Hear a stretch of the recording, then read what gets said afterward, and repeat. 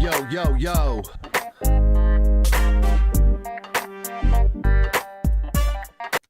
To hell with this countdown.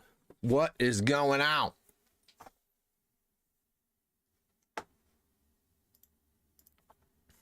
How the hell are you? YouTube world.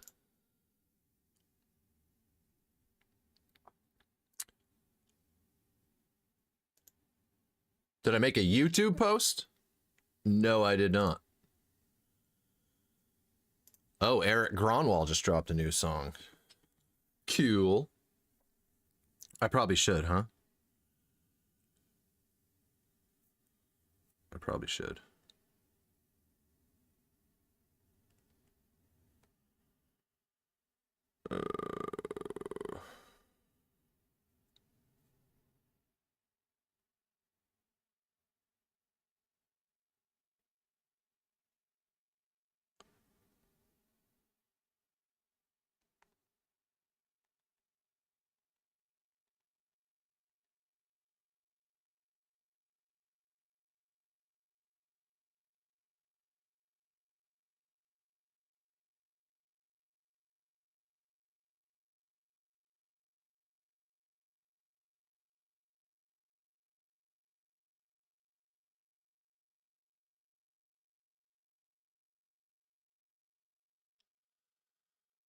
Yeah, I might help, I suppose. Should probably put it on Patreon too, for whatever it's worth.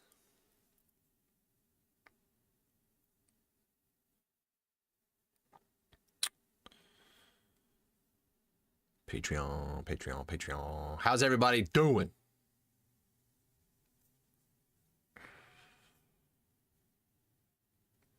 YouTube. Okay. Photos. Dootin' dootin' doo doo.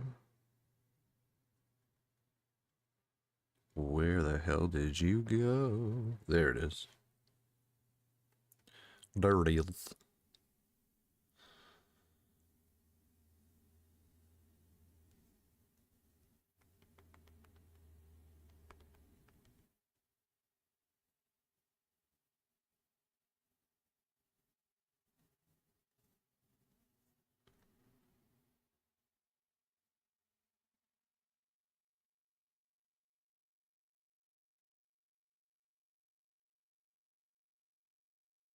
All right.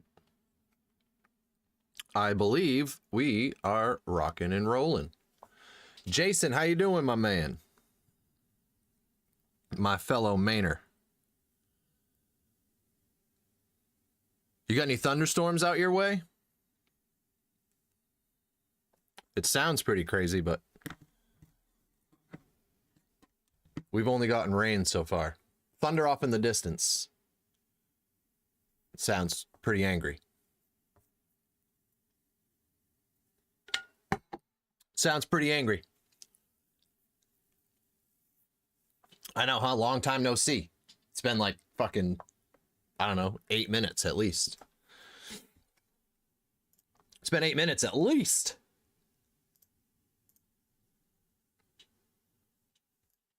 I gotta set up the whole, once this thing gets traction anyway, you can stream simultaneously to both, to Twitch and YouTube at the same time, which is kind of cool. So I will set that up eventually.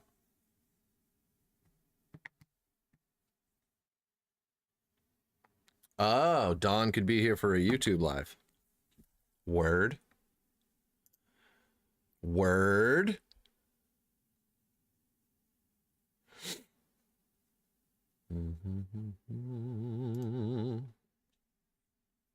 The only thing that kind of stinks is in OBS you can't set up the automatic like comment stuff with my buttons, my fancy little buttons.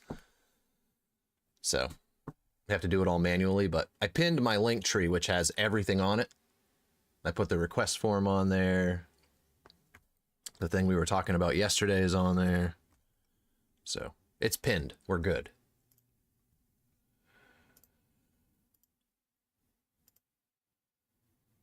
But yeah, anyway. I was going to wait, but why wait?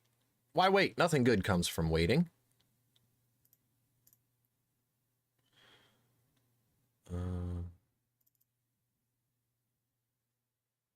No, not for YouTube. Maybe you can on... I'm very much a rookie when it comes to streaming on YouTube, so I'm sure you probably can, but I have not figured it out. Maybe that's a better way to put it. My Stream Deck does not give me the option to do it for YouTube, I guess is what I'm getting at here. I guess that's what I'm getting at here. View your channel. Live. Let's see. Where is the description? Right there. Fat Electrician and videos. HEB grocery store. But where was the... Where was the big long one? Giggity. A couple of weeks ago, we talked about Alvin York, Giggity. one of America's most well... Right there. All right. Well. Shit.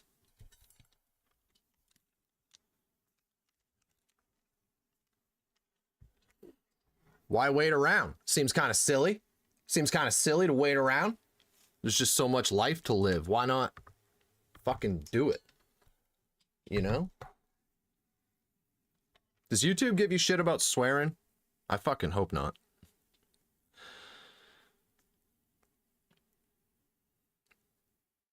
Just in that kind of mood.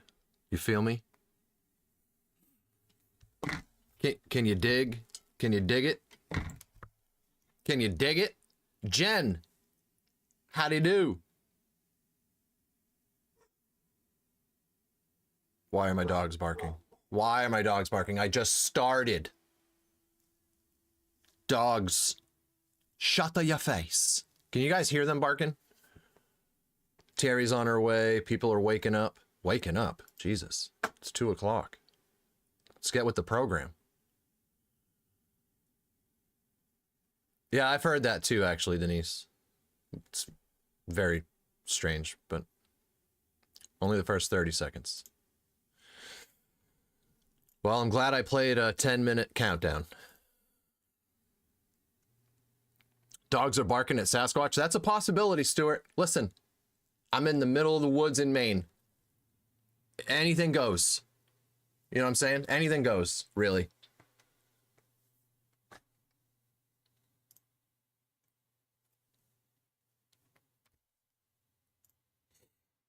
Terry, hello. Went to the wrong place? Well, you found us. You found us, damn it. Happy to have you. Now, unfortunately, we're not going to be doing music stuff on this stream. We may hop over to Twitch once we're done with the TFE stuff, but we can't do music here because they will copyright the entire live stream, which is cool how that works. You stream for 4 hours and you play their music for 30 seconds and they can claim the entire live stream. So we're not even going to do that. So Terry, I know you have an Austin Brown waiting. I know. We will get to that as soon as we get back to Twitch. But we're going to knock out some TFE stuff because he's just a cool hunk of man. And he just lets people react to his videos because he's just good like that, you know? Which, he's an electrician, so I'm not saying I'm surprised. I'm just saying it's surprising. I'm not surprised, but it's surprising. That, you know what I'm saying? That's all.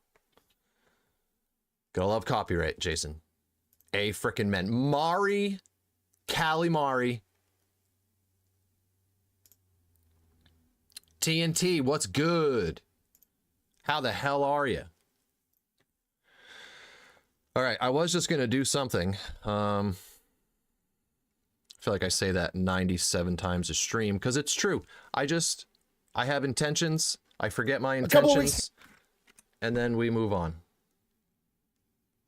That's life. Photos. Where are my photos? There's my photos. Hi, photos. Yes, smash the like button. What she said. What she said.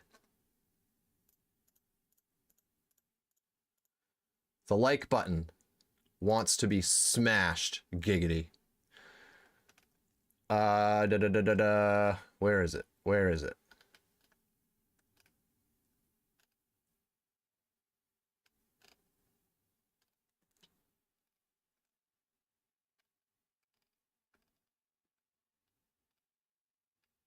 I literally saved it for this very moment, and I don't know where it is.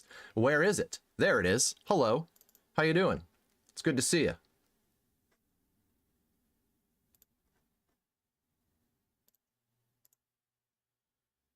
It's good to see you. So we're going to get into some fat electrician reactions. Okay, I'm super excited about it. I have grown to love this dude. Y'all put me onto him. He's incredible at what he does. But as a blue collar man myself, okay, as a pipe fitter by trade, I like to look out for my fellow tradesmen. You know what I'm saying? And I came across something, giggity, that I think Nick would really benefit from. I found an Electrician exclusive. This is an exclusive tool belt for electricians. So if you guys know Nick, or you know how to get a hold of Nick, let him know SauceyDad found a tool belt that I think he would look absolutely amazing in. This is an electrician specific rig setup here. So I think he should throw that on and go run some wire. That's just me. That's just me. So it is what it is. But yeah, anyways, Jeff Castellucci released his own version of Ring of Fire. I saw that. Cannot wait to see that. It's not Mari, it's Marie. It's actually not Marie, it's Mari. Tammy, don't even. What is this? Jason gifted a membership. Dude, Jason, my guy, thank you, man. KL Gaming is now a member, thanks to Mr. Jason. Thank you, dude.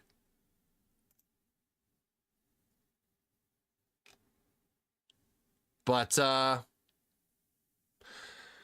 anyways, man, let's see what this dude's got to say. Let's see what's going on. This first one is Marine captures over 1,000 POWs, the Pied Piper of... Why? Why must we do this? We know Nick is dumb. This Nick, not that one. It's a very, very big gap in intelligence levels, I have a feeling. Again, electrician. It's kind of wild, but it is what it is. I said it. Saipan. Saipan? The Pied Piper of Saipan? I don't know. Guy Gabaldon. What did he Gabaldon? What is Guy Gabaldon on-ing with? What? All right. Could I model that for you? It's not a pipe fitter rig, but I could.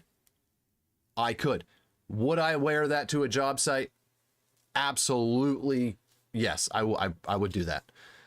I used to race motocross, and you ask people from my area what happened when we were younger. Well, somebody did laps butt naked at a very public racetrack. I had my helmet on though, safety first. But yeah, stuff was just flying in the wind, jumping so don't think I won't, Terry, because I will. Don't think I won't, because I will. But anyways, Ben, what's good? Stuart, I think I said you're good to see you too, man. In fact, one of the guys, a filmer who was a good buddy of mine, his name was Stuart. We called him Stewie. He was there. Now that I say that out loud, I wonder if it's on film. God, I hope not, for everybody's sake. Without further ado, though, this thing's over an hour long. It's an hour and 6 minutes. We have never watched one of his longer vidges until right now. Until right now. We are breaking new ground. All right? I really appreciate you guys coming by. Thank you for watching. Make sure you just punch that like button right in the face. Pretend that like button said something about your mama, and you just don't stand for that. Just right in the face. Okay? For me. Or for your mama. For your mama, not for me. For your mama. She would want you to do that to the like button. So do it. Subscribe. Bell. Whatever. Most importantly, not that he needs it, because, well, he is who he is. The links to his videos that we're watching are going to be in the description of this video. Okay? Go click on those if you're not a subscriber of his. Go support him. Go watch his video after you watch mine. Or before. The order doesn't matter. Just watch both of them, okay? But no, for real. Go support him. He does an absolutely killer job on this stuff. It's incredibly fun to watch. Which is why he does the numbers that he does. He's the GOAT. He's the GOAT of this, man. He is the GOAT of this. I did all the jumps, Terry. I did all the jumps. I made sure to stand up though, so Tammy, valid. Although I'm not sure, you know. Yeah. Let's leave that there. Please do not model it. Stuart, I'll consider your request. No promises, but I will consider. I will consider. Without further ado, man. Oops, my mic is turned up. Probably blown out your fucking eardrums, aren't I? Yeah, well, Mr. Nick, the good-looking one, lay it on us, brother. Lay it on us. It's an hour long. Marine captures over 1,000 POWs. The Pied Piper of Saipan? I don't know. Guy Gabaldon. Let's go. We talked about Alvin York, one of America's most well-known and renowned war heroes. He earned the Medal of Honor in World War I when he captured 132 German POWs. Well, in World War II, a Marine set out to break his record, and he didn't just break it, he broke it by nearly a factor of 10, yet almost nobody knows his name. That's about to change. Today we're talking about Guy Gabaldon, aka the Pied Piper of Saipan, credited with 33 confirmed kills and capturing over 1,500 POWs. In medieval folklore, the Pied Piper is a man that comes to town with a magic flute. The town is infested with rats, and he says, if you pay me, I'll get rid of all the rats. The townspeople agreed. He then uses his magical flute to entrance all of the rats and guide them out of town. Listen, sometimes you just got to use your magical flute to entrance those watching. That's just, sometimes you got to do it. Upon returning back to the town for his payment, they refused to pay him, so he then uses his magical flute to lure away 130 children, and they're never... Okay, so I should have kept listening, I guess, is where we're at with this. Editor, let's cut out the first part. Jesus Christ, this is off to a rocky start. Seen again. As far as I can tell, it's some kind of cautionary tale essentially saying pay your bills or somebody's going to kidnap your kids, but whatever, it's not important because we're talking about the Pied Piper of Saipan, which is much different. Saipan. It's exactly what I said. I knew how to say it. I was just kidding.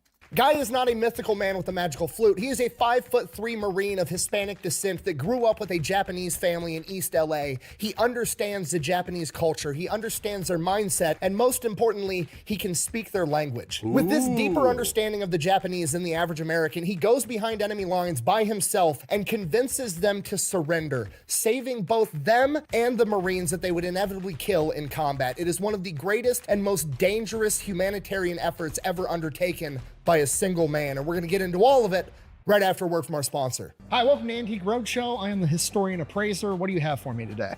Well, my grandfather fought in World War II, and he just recently passed, and I found something odd in the sock drawer.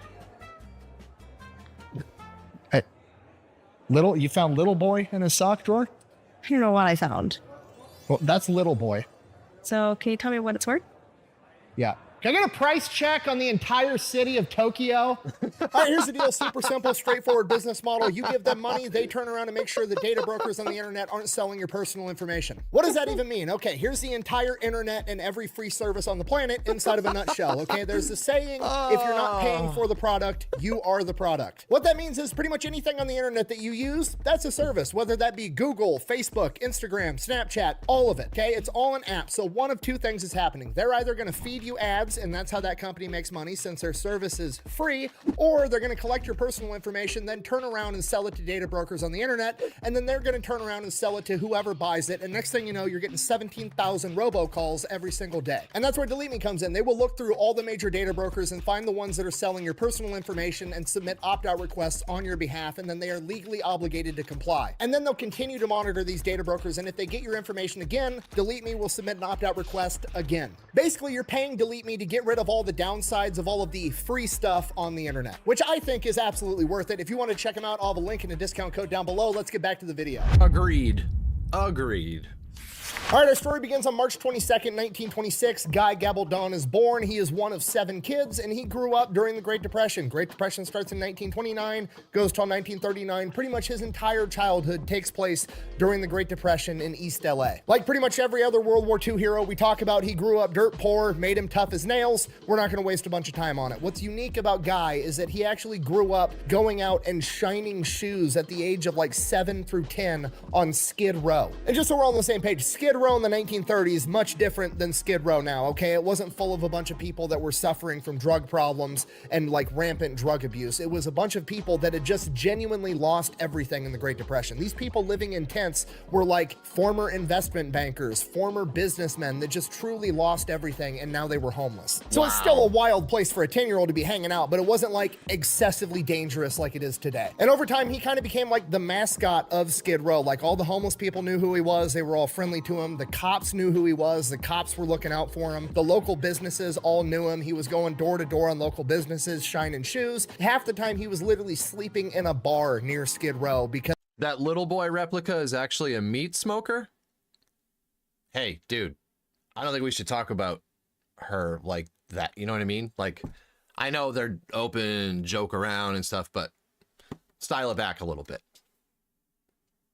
they knew him, and he would shine shoes all night long. As time went on, he got involved with a gang called the Mo Gang. He started getting more and more into a life of crime, and his family stepped in, and they sent him to live in New Mexico with his grandfather to help straighten Christy, hello. him out. I'm tired of this, Grandpa. That's too damn bad! And his grandfather is like nothing he'd ever seen before. He grew up in LA hanging out on Skid Row. His grandfather was born in the mid-1800s and had done real cowboy shit, lived in New Mexico his entire life, carried a revolver on his hip, and kept a loaded shotgun by the front door. And Grandpa is kind of offended that his grandson doesn't speak Spanish and has no idea about the heritage that he comes from. So Grandpa teaches him both how to speak Spanish and tells him all about his heritage. He's a descendant of the conquistadors. And as time goes on, that's exactly what happened. Guy starts taking a ton of pride in his heritage, and he doesn't want to go hang out on Skid Row and be involved in crime anymore. He wants to be an upstanding citizen and accomplish great things. He ends up coming back home to East LA when he's about 12 years old, and he decides that's exactly what he's going to do. He's going to put his best foot forward. He's going to school. He's trying. He's putting in an effort. And that's when he kind of takes notice to other people around him. And there's this Japanese family, and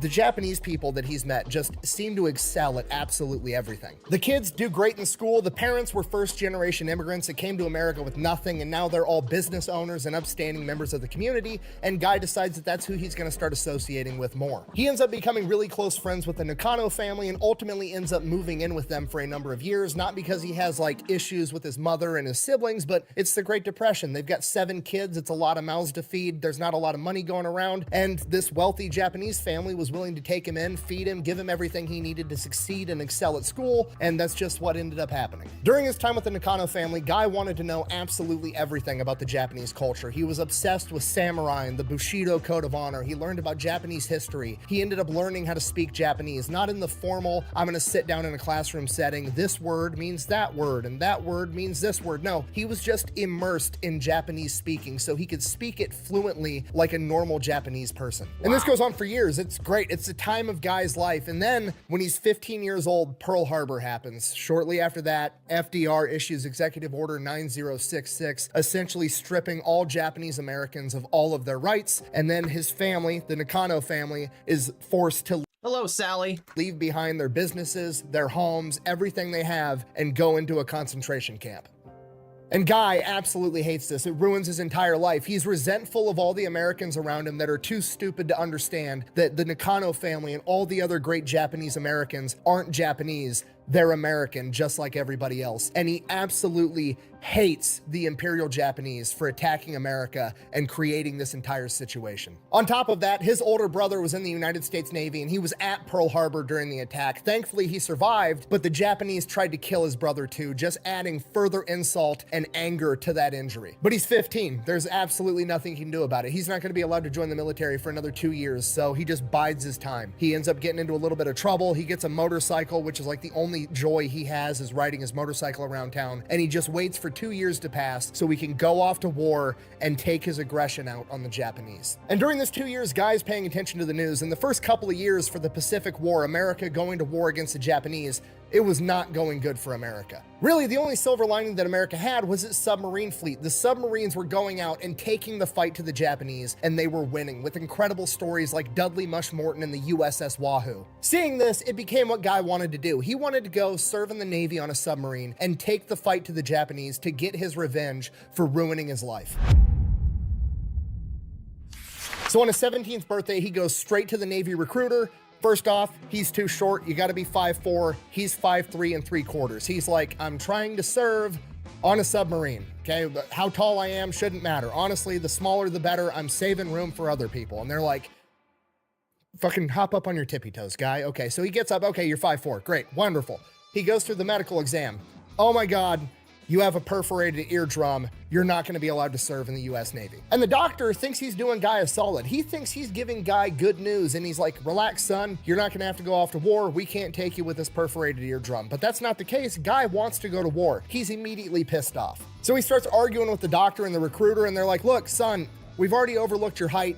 We can't overlook this perforated eardrum because when the guns go off, it could be a big problem. And he's like, I'm trying to serve on a submarine. What guns are going off inside of a submarine? Okay, if I hear a loud noise, I'm probably seconds away from dying anyways, and it's not gonna matter. Just let me go be on the sub so I can fight the Japanese. And they're like, sorry, can't do it. Fuck off. I'm a peacock, Captain. You gotta let me fly on this one. But Guy, he's not taking no for an answer, so he walks right out the Navy recruiter, walks right next door to the Marine recruiter, goes in and is like, put me in, coach. Literally whatever you got. All I know is that the Navy and the Marines are the main guys fighting the Japanese right now, and I want to fight the Japanese. I'll do anything. Recruiter takes one look at him and is like, you're not tall enough, kick rocks. At which point, Guy has an idea. He remembers he read a couple of weeks ago that the Navy and the Marines and the military as a whole is having a humongous trouble finding Japanese interpreters because they've taken all the people that can speak Japanese and stuck them in concentration camps. They estimated that there was less than 100 Americans not of Japanese descent that could fluently speak Japanese at this point in time, and he's one of them. So he tells the recruiter, wait, I can speak Japanese. What does katana mean? It means Japanese sword. At this point, the recruiter's ears kind of perk up like, yep, okay, not many people know how to speak Japanese. If I can recruit this kid and get him into linguist school to be an interpreter, it'd make me look real good. I can fudge that paperwork. So he's like, okay, here's the deal. I'm willing to fudge this paperwork. Say you're a 1/4 inch taller so you can become a Marine, but I'm going to send you over to this building where there's a Marine linguist. You got to prove to him that you can actually speak Japanese. And if he says you can, I'll get you in. At this point, Guy's like, sweet, no problem. Goes over to the Marine linguist. Marine linguist is like, yep, dude speaks Japanese. Goes back to the recruiter, gets the paperwork signed. He's getting shipped off to basic. Then he's going to linguist school, and he's going to be an interpreter. Sure, that sounds fun. Arigato. So Guy ships off to basic at 5'3", 126 pounds, and he's Hispanic. And at this point in time, the United States Marine Corps was 100% white by regulation and policy until 1941. So he's literally one of the first not white Marines ever, and he's a really small guy. So he gets made fun of, and he gets a lot of shit. Some of it's for his size, a lot of it's for his race. It's really not that great of a time. He barely makes it through basic training, but he does. He graduates, he officially becomes a United States Marine. After graduating boot camp, he is given 30 days of leave before he has to report to linguist school, so he goes back home in his fancy new Marine dress uniform, and boy oh boy, is he a celebrity amongst the ladies. In his own words, and I quote, "The gals were very patriotic and were willing to show their love of their country by giving all for their servicemen, and I believed It was my solemn duty to help these girls show their patriotism. Well,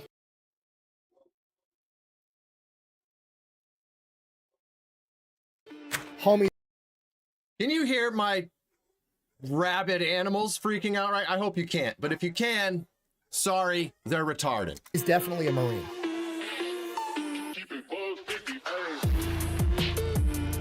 So 30 days of leave comes and goes. He reports to linguist school. He's there for about a month, and then he earns a weekend pass, and he is explicitly ordered not to return home. He can just go out in like the surrounding area and not get in a bunch of trouble. So naturally, Guy goes back home because he wants to help ladies, you know, show their patriotism some more.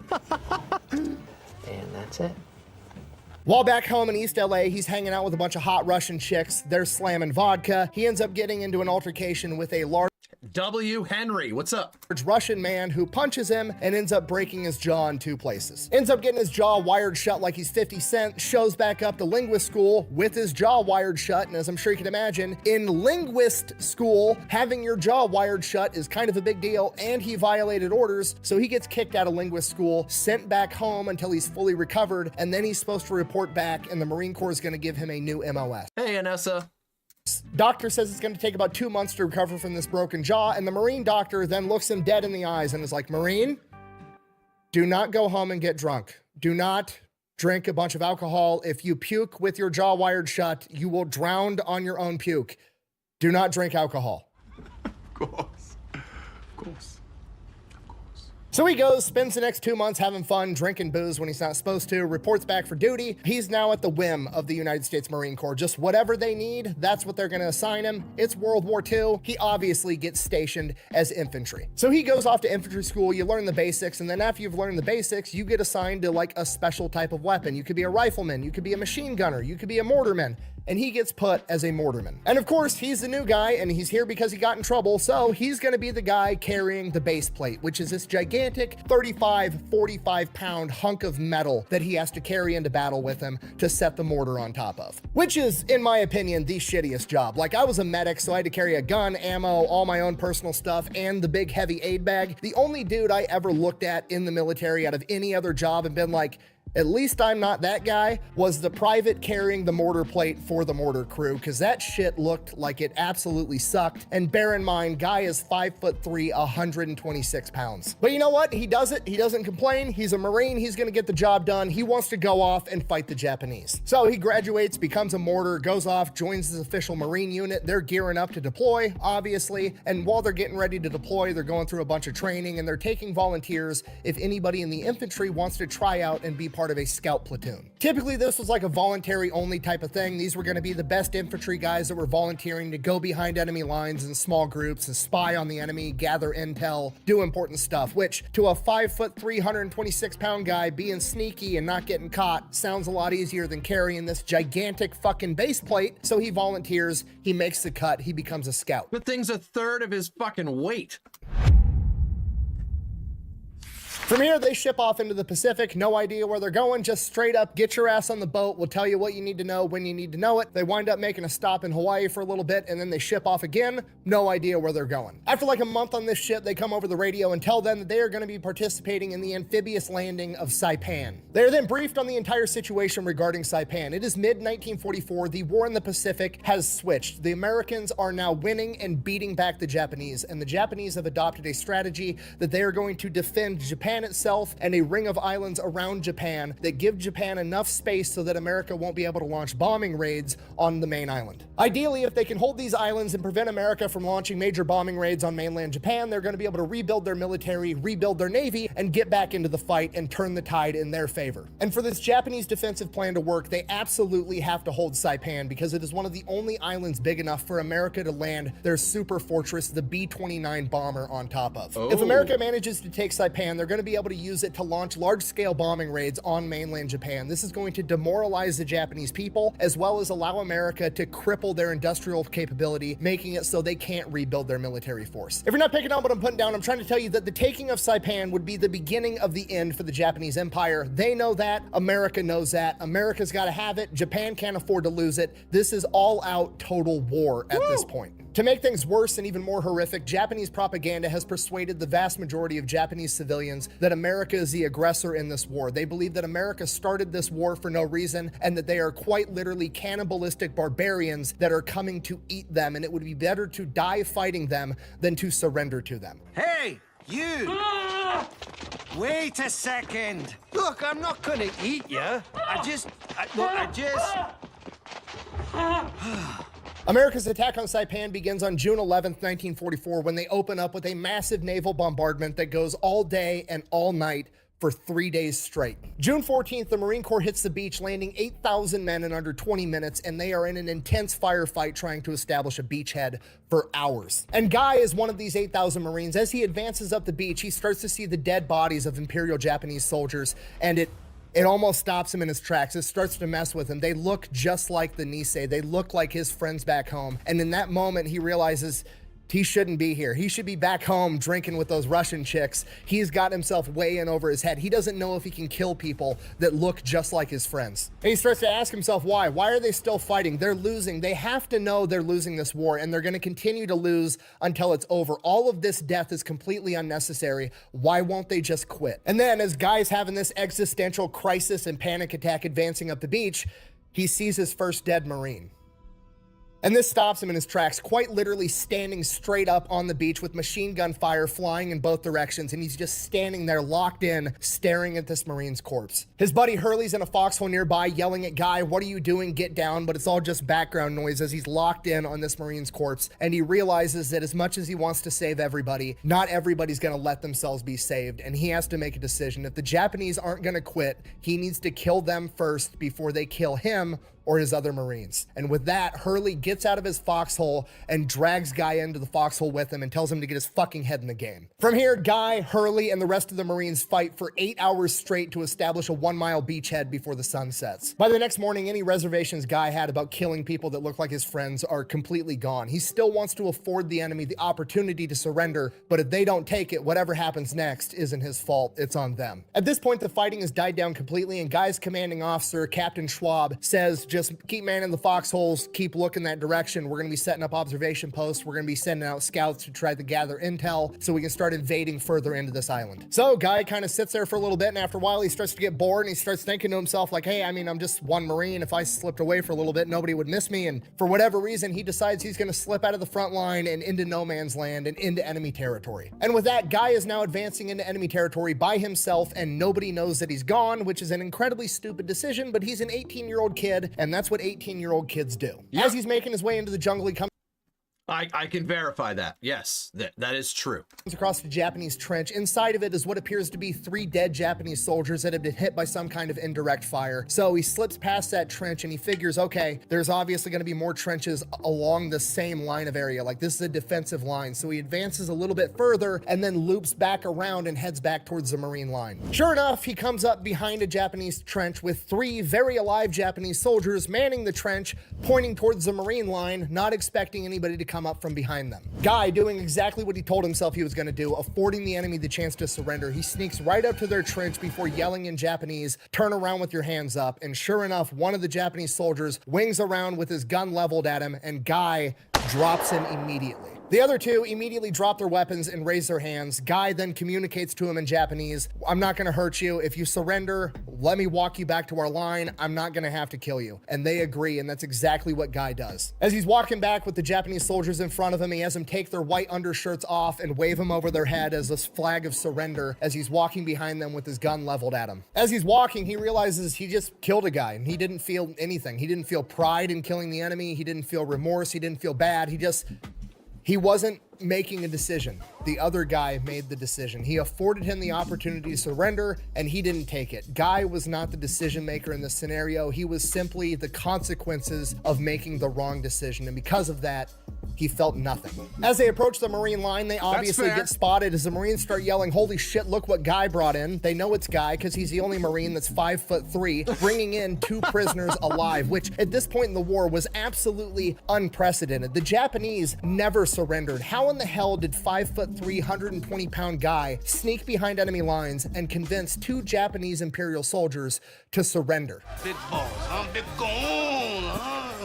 Guy brings the prisoners in, hands them off to the chain of command. He's on cloud 9. He thinks he's the shit. He just did something awesome that almost nobody else had ever done. And then Captain Schwab comes up and starts chewing his fucking ass, essentially saying, yeah, I'm glad it worked out. Also, that was stupid as fuck. Don't ever do that again. And if you do, I'm gonna have you court-martialed and send your ass to prison.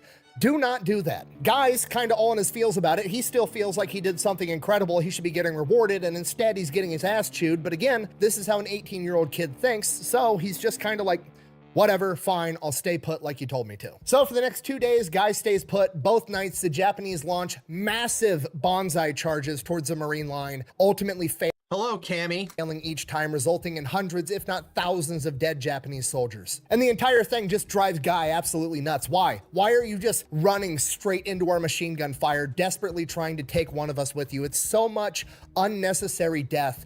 He just wants him to give up. So Guy decides, fuck it, I'm gonna go out on my own again. He waits till dark and then he sneaks off and he's crawling through enemy territory and he comes across a dead Marine. And this Marine had the M1 carbine. Guy has been carrying the M1 Grand, big, huge, heavy rifle. It's like 10 pounds. He wants this lighter, smaller carbine. He's a small guy, so he decides to swap it out. Now he's got an M1 carbine with a bunch of magazines in his pockets. From here, he keeps crawling through enemy territory. It's dark, he can't really see shit, and then he smells Japanese food. So he follows the smell of the Japanese food and he follows it and he follows it, and then he starts to hear muffled Japanese voices and he follows those and he follows those until he comes to the mouth of this big military dugout. At this point, it's still dark. He realizes he can't engage right now. If he does manage to take some prisoners, he's not going to be able to keep track of them in the dark, so he decides he's going to sit there, post it up, and wait until the sun comes up. From here, he finds a good hiding spot near the dugout hole where he can still listen and hear what they're talking about, and as he's listening to them that night, he hears them talking about how these stupid American devils don't understand that there's a mighty Japanese flotilla coming that's going to reinforce the Japanese and completely wipe the Marines off the map. And Guy realizes that these Japanese soldiers aren't getting any communications. They have no idea that the Japanese Navy flotilla that they're talking about has been completely destroyed by US Navy Task Force 58 in what's known as the Marianas Turkey Shoot, where we sank 3 of their aircraft carriers, a ton of their escorts, and downed hundreds of Japanese planes. That chunk of reinforcements that they're relying on doesn't even exist anymore, and they have no idea. At this point, Guy realizes, okay, well, they're not going to willingly surrender because they don't understand to the degree of which they're losing. In fact, they think they're winning, so he's going to have to be a little bit more persuasive when the sun comes up. So the sun comes up, he grabs himself a frag grenade, pulls the pin, lets the spoon go, counts to 3, throws it in the dugout, immediately grabs another frag grenade, pulls the pin, lets the spoon go, counts to 3, throws it in the dugout, grabs a smoke grenade, pulls the pin, lets go of the spoon, throws it in the dugout, posts up on his rock aimed at the dugout entrance, and starts yelling to the Japanese, come out with your hands up. And then somebody comes walking through the smoke with their hands up. Okay, good, this is great. And then another guy, okay, even better. And then another guy, okay, that's pretty good. And then another, and another, and another, and pretty soon he's got 12 fucking Imperial Japanese soldiers standing there with his hands up, way more than he anticipated. He's got a gun with 15 bullets, 12 prisoners that probably want to kill him if they get the opportunity, and he is in way over his head. He then collects himself and is like, okay, fake it till you make it. And a stern, assertive voice tells him they're completely surrounded. If they make a move, all the Marines in the tree line that you can't see, don't look for them, they're there, I promise. If you make a move, they're all gonna shoot you. Just fucking cooperate and listen to me. I'm not gonna hurt you. I'm gonna escort you back to the lines. We'll feed you, we'll take care of you. You're POWs, you're not gonna be harmed. He then asks them if there's anybody else in the bunker. The Japanese soldiers tell him only the 4 dead bodies from the grenade blast, and he's like, okay, cool, here's the deal. Raise your hands over your head and start running that way. I'm gonna run behind you. Guy wants to get the fuck out of there before they realize that he's literally just one dude by himself. So they all take off running. Guy's running behind him with his rifle raised at him, and in a matter of minutes, they break through the jungle and they can see the Marine Corps lines, and Guy's like, oh shit, thank God, we are way closer than I thought we were. Apparently, low crawling through the jungle in pitch black, following nothing but smells, kind of makes you lose your sense of direction. They break through, they get to the lines. Guy hands off these 12 new prisoners to the chain of command, and then Captain Schwab comes up and is like, Guy, what the fuck?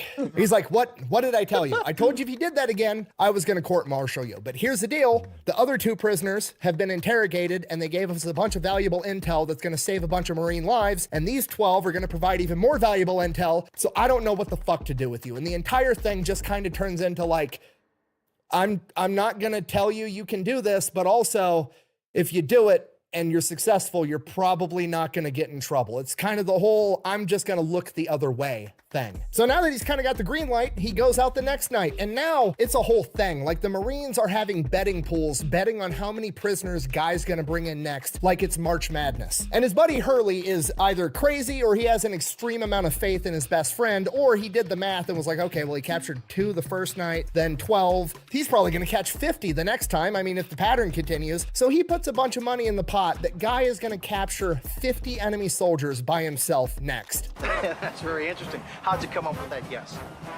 Guess.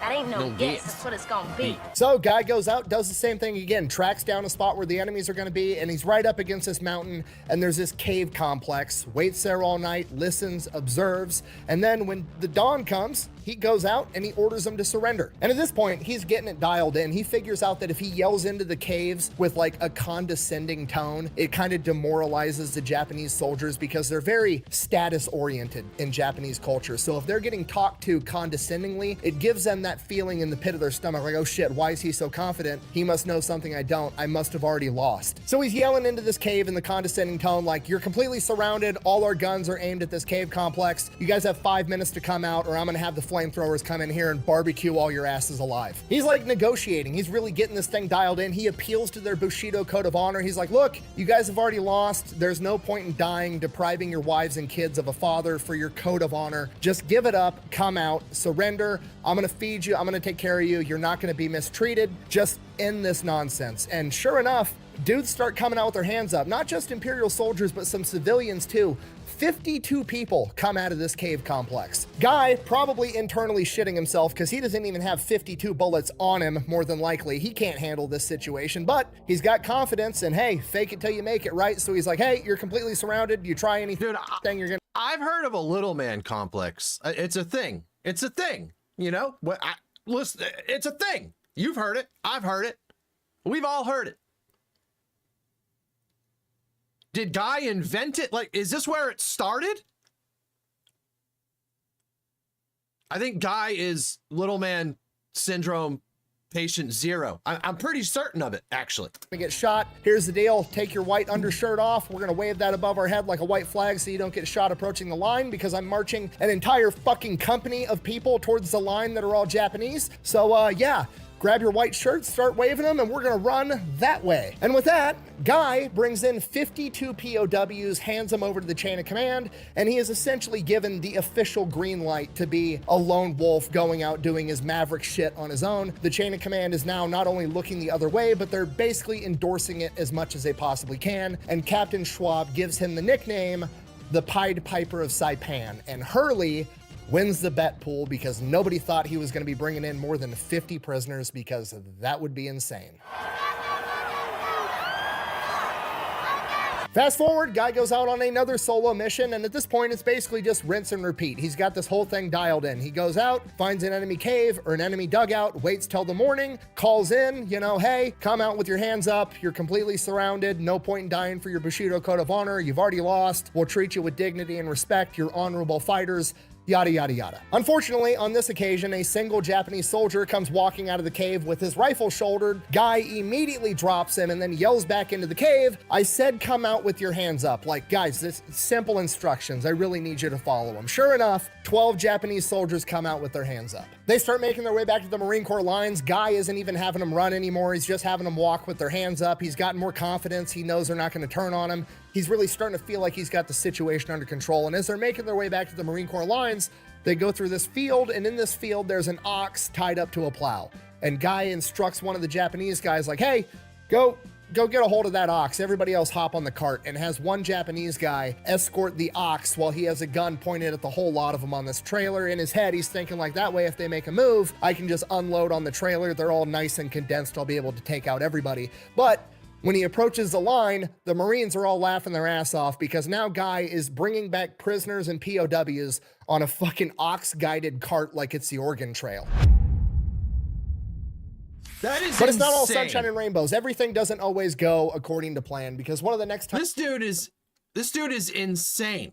he goes out, he almost dies, but he doesn't almost die from the enemy. He almost dies from the Marines. He's out in the jungle looking for enemies, and then all of a sudden he just starts taking indirect fire from artillery, mortars coming from where the Marines are. They're just blowing the entire side of this mountain the fuck up. He runs, he dives in between two rocks. He's literally just huddled up in the fetal position, hiding by these rocks as this massive artillery barrage just keeps destroying the earth around him. And it just keeps going and it keeps going. He's in the fetal position hiding for 10 hours straight while they bombard this area all night long. And somewhere during this 10 hours, it dawns on him, oh shit, if they're bombarding this much, they must have seen a ton of activity here. Even when the artillery stops, I'm probably gonna be completely surrounded. I gotta get the fuck out of here. That morning, the artillery fire stops. He hops up and is booking it back towards the Marine Corps lines, and he comes up on a bunch of Japanese. I was running. Well, what's left of a bunch of Japanese. They're just pieces at this point, really. And there's just, you know, anatomical confetti everywhere. And he's like, oh, that's a nice watch. That's a nice watch. Oh, they also have sake and hard candy. And he just basically, you know, loots all these bodies for all the good shit, which, is that a war crime? Kinda. Does anybody care? No, not really. No. Everybody's doing it in World War II. It's part of the game. So he comes back to the front lines, not with prisoners, but with a bunch of sake, so everybody's happy. Very good.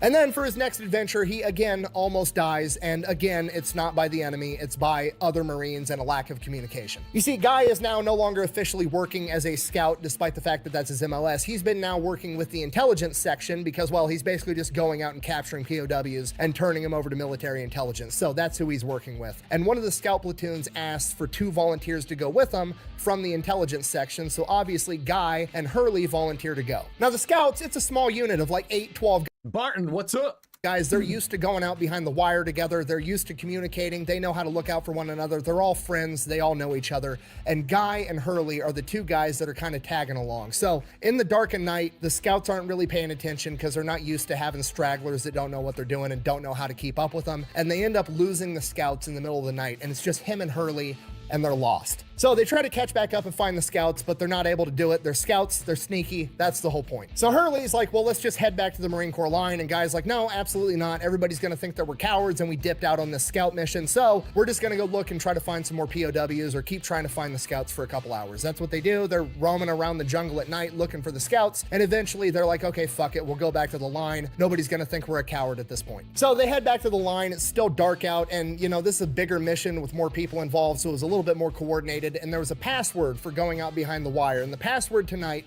was to yell cities, and then the line was going to respond back with the name of a US city, and then they were supposed to respond back with another name of another US city. So they kind of approach the line, they yell out cities, and the Marines just start opening up with machine gun fire. They duck into a foxhole and take cover, and they're like, what the fuck is going on? The fire finally dies down, and they yell out again, cities. The Marines open up fire again. Somebody started shooting at us first! Now they're still fucking shooting at us!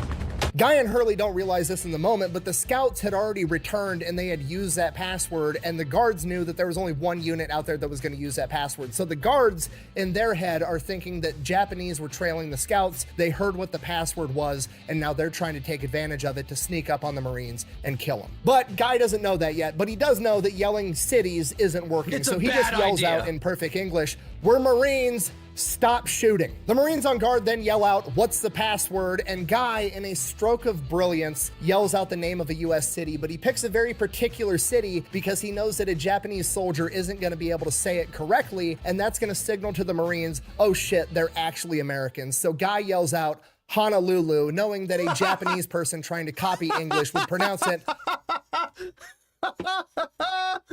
Oh, fuck. Dude, that's like a joke from a stand-up bit. Oh my god.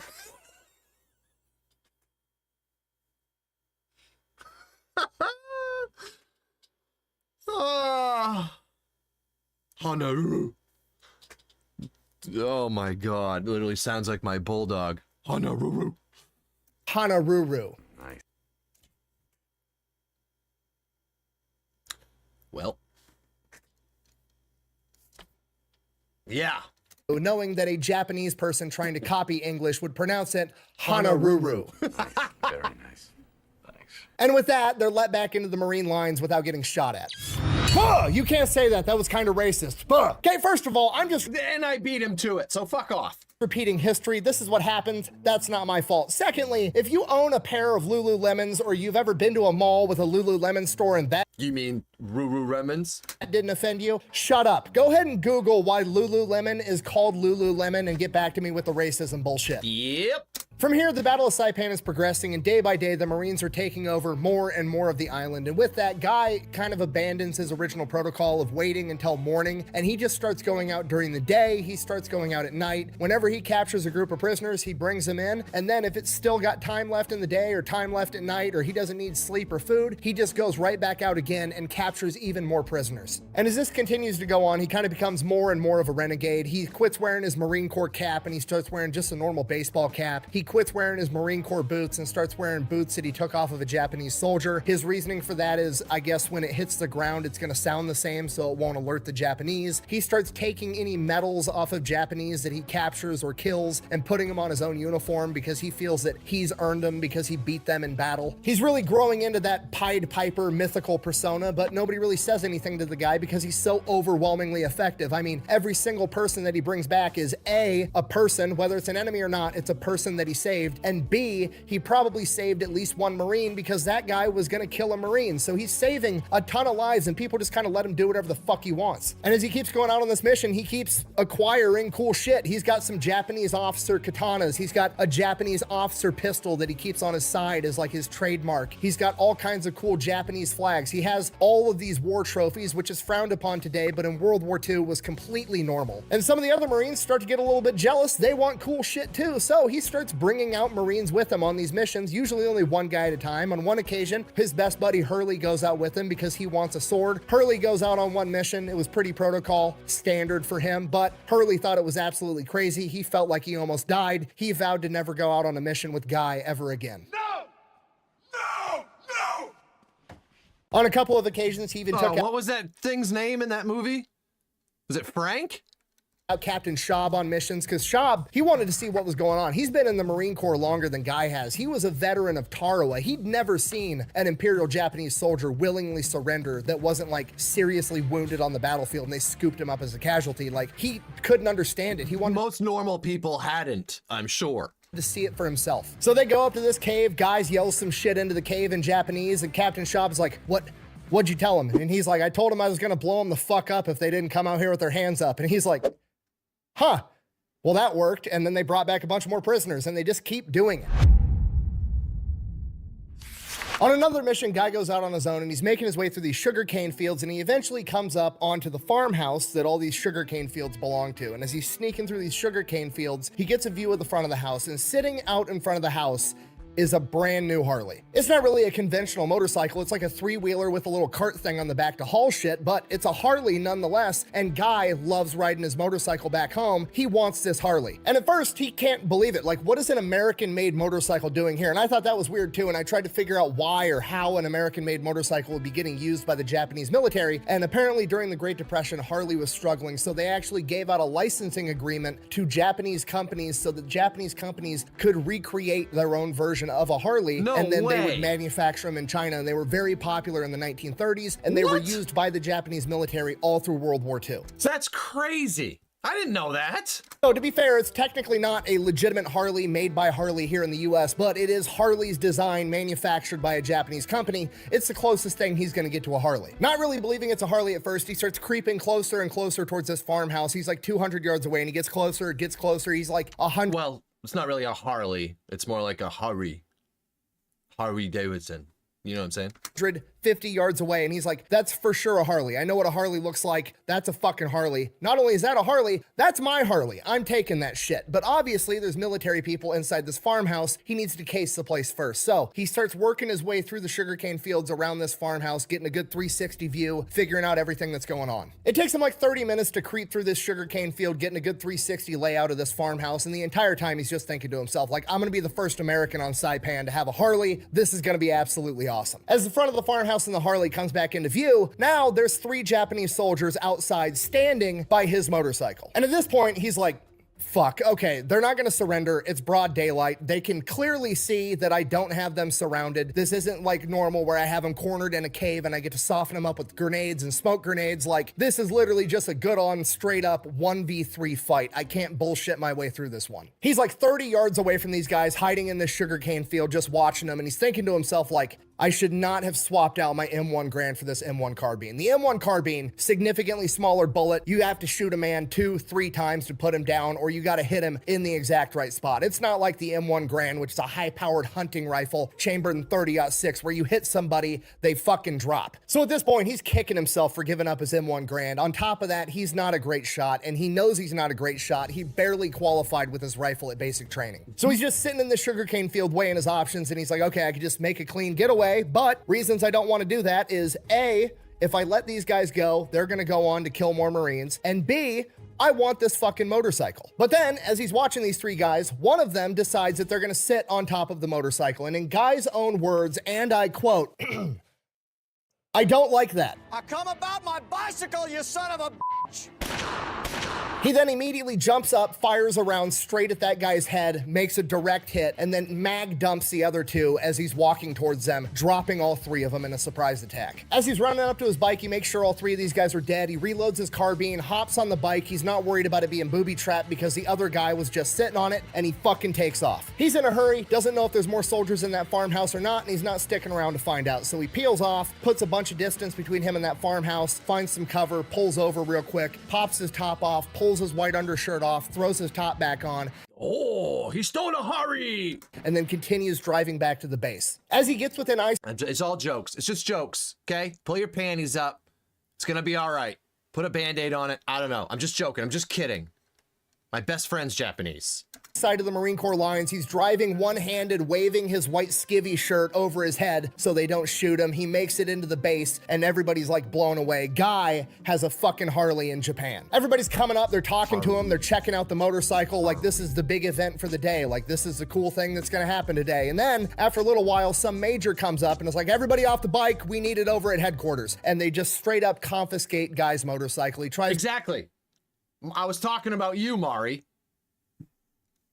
Mari, do you have a Harry? To argue with the major. Major's not having it. He outranks him. Go fuck yourself. You're a private first class. I'm a major. I'm taking this motorcycle. It's mine. So in the moment, Guy's pissed off. He wanted that bike, but in hindsight, later in life, he did say it was probably all for the best because he was a young, dumb kid, and riding that Harley through enemy territory probably would have gotten him killed. Yeah. And at the end of the day, he was just happy to be the first American on Saipan to ever have a Harley.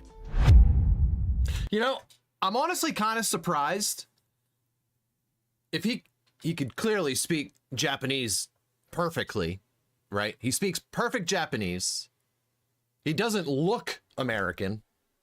Like, I'm sure finding a Japanese soldier his height would have been pretty easy. I'm just saying, just a guess, maybe not.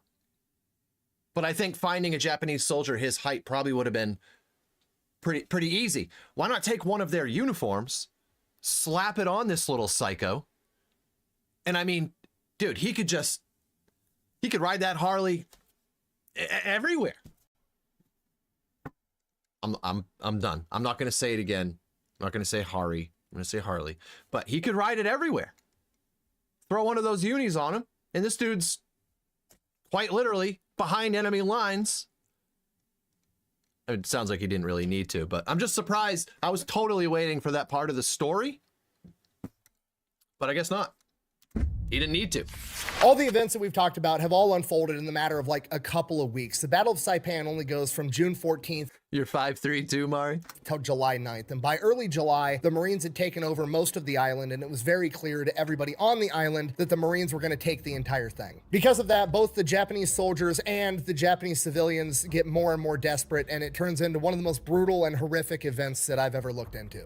Remember, as I stated earlier, because of Japanese propaganda, a significant portion of the Japanese population truly believes that America is cannibalistic barbarians that will do horrible, unspeakable things to them if they are captured, and it is better to die fighting the Americans or to just die than be captured. Because of this, as Guy continues to clear more caves, there's an increasing number of civilians that sometimes they surrender with the Japanese soldiers, sometimes he comes across caves with no Japanese soldiers and he convinces them to surrender. But on other occasions, there's caves where they don't surrender and he ends up throwing his grenades into the caves and he ends up killing civilians. More often than not, they were all holding guns, ready to fight him to the death, and he just didn't have an option. On one occasion, he approaches a cave and he yells into the cave, you know, come out, surrender, we're not gonna hurt you, yada, yada, yada. And an elderly man and an elderly woman, a couple, like in their 60s, walk out, grandparents, and they're standing there and the old man has a grenade in his hand with his hand on the pin. And Guy tells him to drop the grenade, and the old man just looks at him,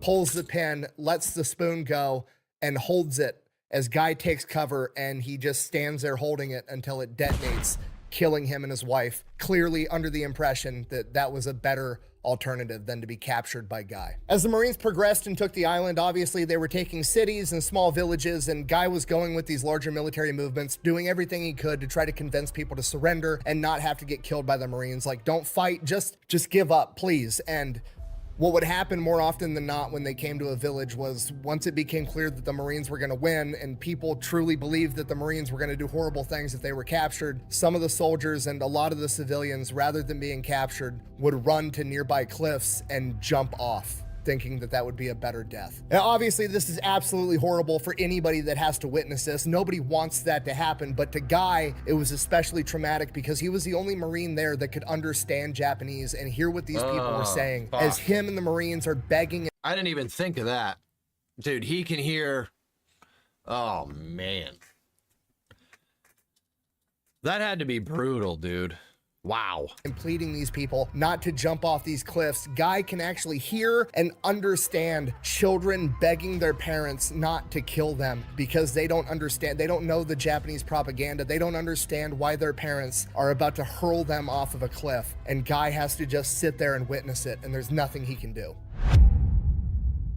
Jesus Christ. On July 6, 1944, Guy goes out on another solo mission. He sneaks out into the jungle. It's an overnight mission, doesn't really find anybody during the day, and he's in an area that today is known as Marpai Point, or the Bonsai Cliffs. Guy had no idea that this was actually the hottest area in Saipan at this point in time, and that General Saito, the Japanese general remaining on the island, had ordered all of his remaining forces, almost 5,000 Japanese soldiers, that they were going to die with honor, and they are all ordered to launch bonsai attacks and take 7 Americans with them before they died for the Emperor. It was Japan's last-ditch effort to maintain control of the island. By the next morning, July 7th, all of these bonsai attacks had commenced, and Guy was behind enemy lines, surrounded by thousands of enemy soldiers, and has no other option but to climb to a high vantage point and watch this intense battle unfold. The Marines do take casualties, but it's nothing compared to what the Japanese experience. The Japanese are just running head-on into Marine machine gun fire, dying at a rate of 8-to-1 to that of the Marines. Over 4,500 Japanese soldiers die that day conducting these bonsai charges. Guy stays out all day and all night again because he's behind enemy lines, completely surrounded. He's scared to move, so he just stays overnight again, and on the morning of July 8th, he starts making his way back towards the lines when he runs into a cave that has some Japanese soldiers that had survived the bonsai attacks in there, and he's kind of thinking maybe they're going to be willing to surrender. They just suffered tremendous casualties. They know the jig is up. The game is over. I can still save some of these guys. He ends up finding 2 Japanese soldiers that survived the battle. He convinces them to surrender, and as he's talking to him, he's like, is there anybody else that you know of in the area that you want to be able to go talk to and get them to surrender to, so you guys don't get killed when the Marines come through here with their flamethrowers and their grenades, because they're going to be clearing out every single cave. The soldiers tell him they are aware of a bunch of other survivors, and one of them volunteers to go and talk to those survivors and see if they're willing to surrender. The other one stays back with Guy. While the first guy is gone, he ends up talking with this Japanese soldier kind of casually and was like, you know, how come you didn't volunteer to go with them? And he's like, well, because if I can't convince them to surrender, they're going to kill me for trying to get them to surrender. At this point, Guy's kind of shitting his pants because he's like, okay, well, either this guy legitimately is willing to risk his life to get these people to surrender, or B, and probably more likely, he just used it as an excuse to get away and he's going to come back with more Japanese soldiers and they're going to kill me. But he figures, fuck it, I'm committed now, so he just kind of waits. And after a little while, 12 Japanese soldiers come walking up, not with their hands raised, but holding rifles. They're not pointed at him, but they're still holding rifles. Shit has officially hit the fan. The officer in charge of the soldiers starts talking to Guy, and Guy kind of realizes, like, okay, this guy's potentially opening to surrender. I just need to convince him. And Guy plays the entire thing perfectly. He lies his fucking ass off. He basically tells this officer, you know, please sit down, which in Japanese culture, like, kind of makes him the authority figure, like he's been sent there to negotiate. And he informs this officer, like, General Howling Mad Smith, my shogun, sent me here because he was so impressed with how valiantly you guys fought in battle yesterday. He doesn't want to kill such great warriors in caves like vermin. He believes that you deserve an honorable life, and he wants you to surrender to him, and when the war is over, he will honorably return you to Japan to live with your people. At this point, the officer's quiet. He's thinking. Guy knows he's right on the verge of actually pulling this shit off, so he pulls out his cigarettes, offers the officer one. He accepts a cigarette. Guy lights it for him. He takes a couple of drags, and the officer's like, do you have doctors? I have a lot of wounded people. And Guy is like, oh shit, I'm gonna pull this off. He's not thinking about his honor and his Bushido code, none of that bullshit. He's thinking about all the people that he can save too. And he realizes he's gonna close this deal. And Guy's like, yes, absolutely. We have medicine, we have doctors. If you guys surrender, I can take care of everybody. And with that, the officer takes one last big drag of his cigarette and says, so be it. I'm your prisoner. The officer then orders some of his soldiers to return back to where they came from and order everybody to come out. They've surrendered. They're going to start getting evacuated back to the Marine Corps base so they can get people to the hospital and get everybody fed and taken care of. And within 30 minutes, lines and lines of people start showing up. Lines so long that Guy can't see the end of them, and he's shitting his pants like, holy fuck.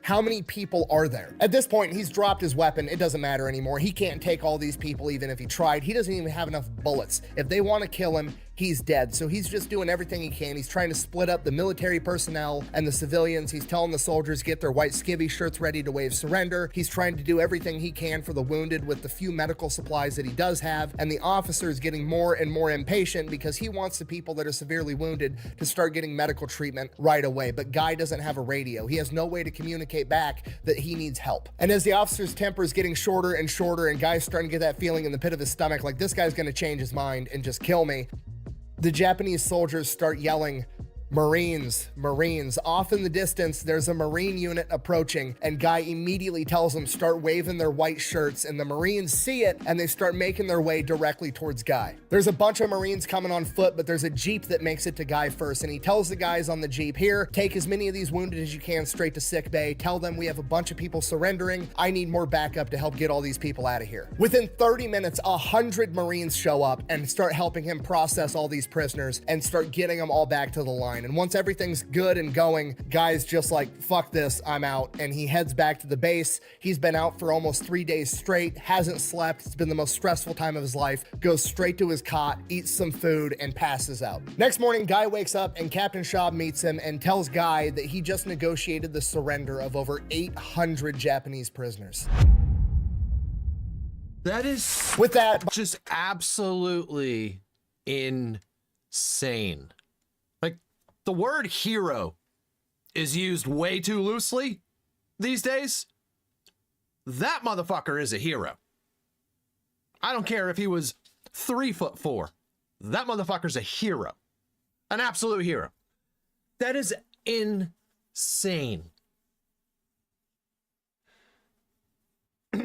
Wow. By July 11th, the Battle of Saipan comes to an end. There's still going to be skirmishes and pockets of resistance of small Japanese units that refuse to surrender, that are willing to fight to the death, but the official battle itself has ended, and the main component of the actual organized Japanese military has been completely dismantled. And from here, Guy gets sent over to the next island known as Tinian. And for Guy, at this point, it's pretty much the same exact thing. Rinse and repeat. Same thing he was doing over on Saipan. Find Japanese holdouts, convince them to surrender, bring them in. While he's on Tinian, he actually brings in 154 more POWs. It's pretty much the same thing. Not much stands out, but there is one instance that stands out to him. Guy finds himself at the mouth of this cave. He knows there's Japanese people in there. He yells in, gives you a spiel, you know, come out, surrender. I'm not going to hurt you. I'll take care of you. There's no point in dying for your honor. Yada, yada, yada. He gives him 3 to 5 minutes. Nothing really happens. Okay, you did this to yourself. He grabs his grenade, gets his finger on the pin, gets ready to pull it. And as his finger's on the pin, he hears a child crying inside the cave. So he puts his grenade back and he He can't do it. He's seen too many dead kids already. These kids are truly 100% victims in all of this. I mean, there's civilians that are fighting, refusing to 100%. surrender. They're victims, but nowhere near to the degree that these innocent kids are. These kids don't even comprehend what's going on. And Guy has no idea what the situation is inside this cave. He could be in there with Japanese soldiers that are refusing to let them come out and surrender. And that's not the kid's fault. And he just can't kill him for that. But he also knows that he can't let him leave that cave and have those soldiers come out and have an opportunity to kill more Marines in the future. So he doesn't know what to do. He's just sitting at the mouth of this cave, weighing his options. And after a couple minutes, an elderly woman in her 60s comes out, shaken like a leaf. She's absolutely horrified. And Guy, tries to console her like, hey, I'm not going to hurt you. Just what's going on? I'm going to take care of you. I'm going to feed you. You're gonna be safe. And the old woman is just begging him, please don't hurt me, please don't hurt me. He's like, I'm not. Is there anybody else in the cave? And she says there were Japanese soldiers, but they left this morning and haven't come back. Right now it's just her and her 10-year-old granddaughter inside of this cave. And Guy is like, okay, have her come out and I'll bring you guys back to camp, get you food, medical attention, whatever you need. So grandma goes inside the cave, comes back out with the 10-year-old granddaughter. The granddaughter is crying. She's inconsolable. The grandmother tells him, this is my granddaughter, Michiko. Her father died a couple of days ago in the battle. He wasn't a soldier. He was just a sugarcane farmer. And we've been living here for a couple of years. We came here from mainland Japan and we've been living here and we just got caught up in this battle. And Guy feels horrible for the little girl. Her dad just died. He doesn't know what to do. So he just starts bringing him back to the Marine Corps lines, to the POW camp, and ends up dropping him off. 2 days later, him and Hurley go out on another mission. They find another cave. Inside, there's two guys. One's a soldier. The other one appears to be a soldier, but he's not in a uniform, so Guy still thinks he might be a soldier. They convince him to surrender. They take him back to the Marine Corps lines, and they end up interrogating him, trying to get whatever intel they can. And Guy is there interrogating the guy that's in civilian clothing because he wants to prove that this guy's actually a soldier, so they know. And during the interrogation, he ends up telling Guy that he's not a soldier. He just came here from mainland Japan to farm sugarcane, and he starts begging Guy like, look, I'm not trying to fight you guys. I don't want to hurt any Americans. Just please let me go. What?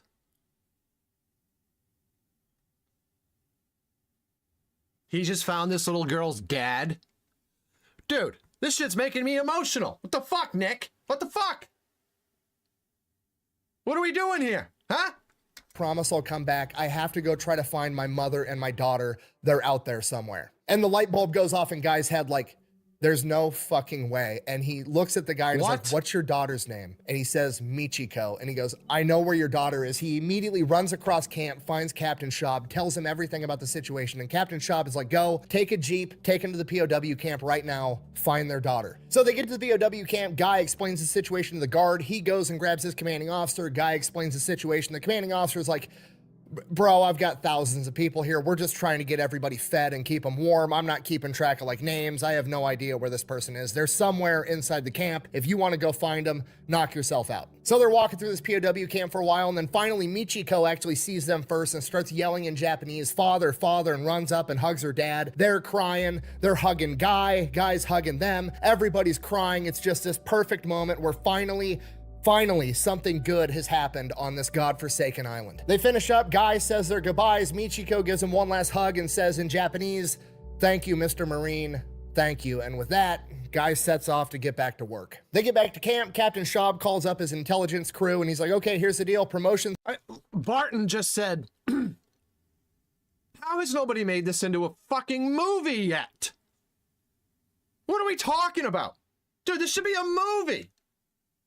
What? To finally come through. Everybody's getting their promotions tonight. We're giving out awards, medals. One of you has earned a very high-ranking award. Everybody kind of looks down the line at Guy like, obviously he's getting the award. Rumor is it's going to be the Medal of Honor. He's pumped. Going to be a great time. Couple hours later, he calls them back into formation. They start handing out rank. So they go to hand out the rank first. Guy does not get a promotion. Guy should be getting a promotion just based off of how long he's been in theater alone, not including all the extraordinary shit he's done. What the fuck is going on? He's already getting kind of pissed. In the back of his mind, he's like, maybe it's okay. Maybe they're about to give me the Medal of Honor and they're going to give me the rank at the same time. That makes sense, right? So they start giving out awards, and Captain Schaub did in fact put Guy in for the Medal of Honor. He wrote the whole thing up, sent it up the chain of command, and they bumped it down to a silver star. So Guy is awarded a Silver Star, not the Medal of Honor, and he receives no rank. There's no way around it. Guy is absolutely pissed off. I mean, Alvin York earned the Medal of Honor when he captured 132 POWs. Guy has captured over 800 in a single day, and his total is well over 1,000.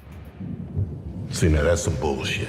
In his mind, there's absolutely no reason he shouldn't be a sergeant or higher and have the Medal of Honor. The only thing he can come up with is that it's because of his race. And to be fair, that's a strong possibility. As I said, the Marine Corps was 100% white until 1941. He was one of the first not white Marines, and the higher you go up that command structure, the older those guys Yep, I was just gonna say that. The older white they get. are. I mean, the high-ranking Marines at this point in time are all dudes that fought in World War I. Presumably, they were more racist than the younger generation, so it would make it extremely hard for things like rank and medals to get awarded to somebody that was Hispanic with a Hispanic name. Now, personally, I do think that that definitely did play a role, but the part that he's not really considering is that while he was doing incredible things, those incredible things were very Maverick type behavior, going out at lone wolf style, doing what you want, dressing how you want, acting how you want. It's not the type of thing that the Marine Corps or any branch of the military would want to enshrine and uphold and say, hey, this is how everybody should be acting to achieve the highest honors. That makes Let's sense. face That makes sense, I guess. it, if everybody was trying to do what Guy was doing, it would be absolute chaos and nothing would get done. That being said, I still think Guy deserved the Medal of Honor. If the chain of command is willing to look the other way to let him accomplish incredible things, they should also have the balls to reward him for accomplishing those incredible things. Wow. All right, from here, Guy ends up going back to Saipan. Tinian was a much smaller island. They faced a lot less resistance. It was a much shorter battle. It was only about 6 or 7 days. And after that, they send him back to Saipan because there's still a bunch of rogue elements, small units of Japanese soldiers that are basically conducting guerrilla warfare, willing to fight to the bitter end, trying to resist the Americans. The ringleader in this entire thing is Captain Obu. He's the mastermind behind all this guerrilla warfare. And Guy decides he's going to go out there, he's going to track down Captain Obu, and he's either going to bring him in as a POW or he's going to kill him. I can bring you in warm, or I can bring you in cold. So Guy resumes his normal operations on Saipan. He's going out, he's taking in POWs, he's clearing out caves, he's doing his thing. And then one day, a larger army element comes in and asks if they can borrow some Marine intelligence guys to show them around the island because they're there to help clean up Saipan too. Guy volunteers to be one of the guys that goes with him. He's guiding these army guys around, and while he's guiding this bigger unit around, they end up getting ambushed by Obu's men. In the opening minutes of the ambush, Guy is hit with machine gun fire, getting struck in the rib, having a bullet knock his baseball cap off, grazing his head, and having a bullet pass through his wrist, shattering the bone, and now his bone is sticking outside of his arm. Last thing Guy remembers hearing is the army commander yelling, "Get this Marine out of here." Next thing he knows, he's waking up in an army field hospital somewhere. He's laying down on a cot, and a nurse is holding a piece of cardboard between him and his hand as the doctor is presumably operating on it. And he's just asking the doctor, "Are you guys going to amputate my hand? Please don't amputate my hand." And the doctor doesn't really reply as one of the nurses puts a mask over his face and tells him to count backwards from 10, and he loses consciousness again. Next thing Guy knows, he's waking up in a hospital, feels like he's been hit by a truck, and he's hungover. He immediately looks down at his hand, sees that it's bandaged up with his fingers sticking out the bandages, and he exclaims to the nurse all happy, like, "Hey, I've still got my hand." To which this grizzled army nurse is like, "Yeah, congratulations. Hey, did you know that you were allergic to morphine?" And he's like, "No, why?" She goes, "Because you're super allergic to morphine and you almost fucking died. Don't ever let anybody give you any type of narcotics ever again." You promise you won't take any? I promise. Come on, give me some. Let's go, man. Let's go. Hey!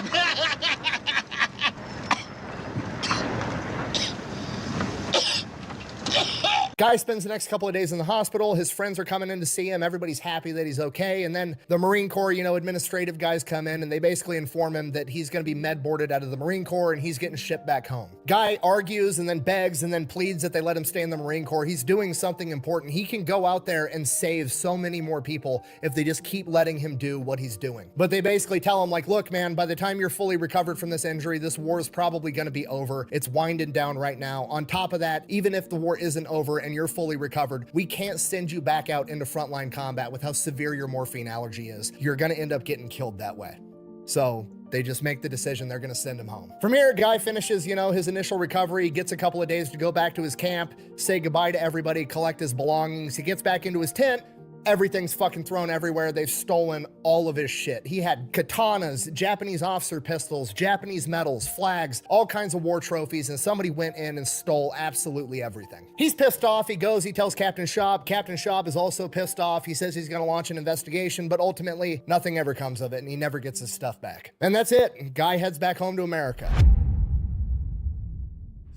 So Guy gets back home to America, pretty much immediately decides that he's going to move to Mexico, becomes an entrepreneur, opens up a furniture business, sells that, takes the money, invests in a new business. He's into imports and exports. He's also got a fishing business on the side, ends up buying his own plane. He's super into aviation, falls in love with that. And then while he's also living in Mexico, he meets his wife, Ohana Suzuki. They end up getting married. And then in 1957, he has the opportunity to go on a very popular TV show at the time called This Is Your Life. They bring Ohana Suzuki?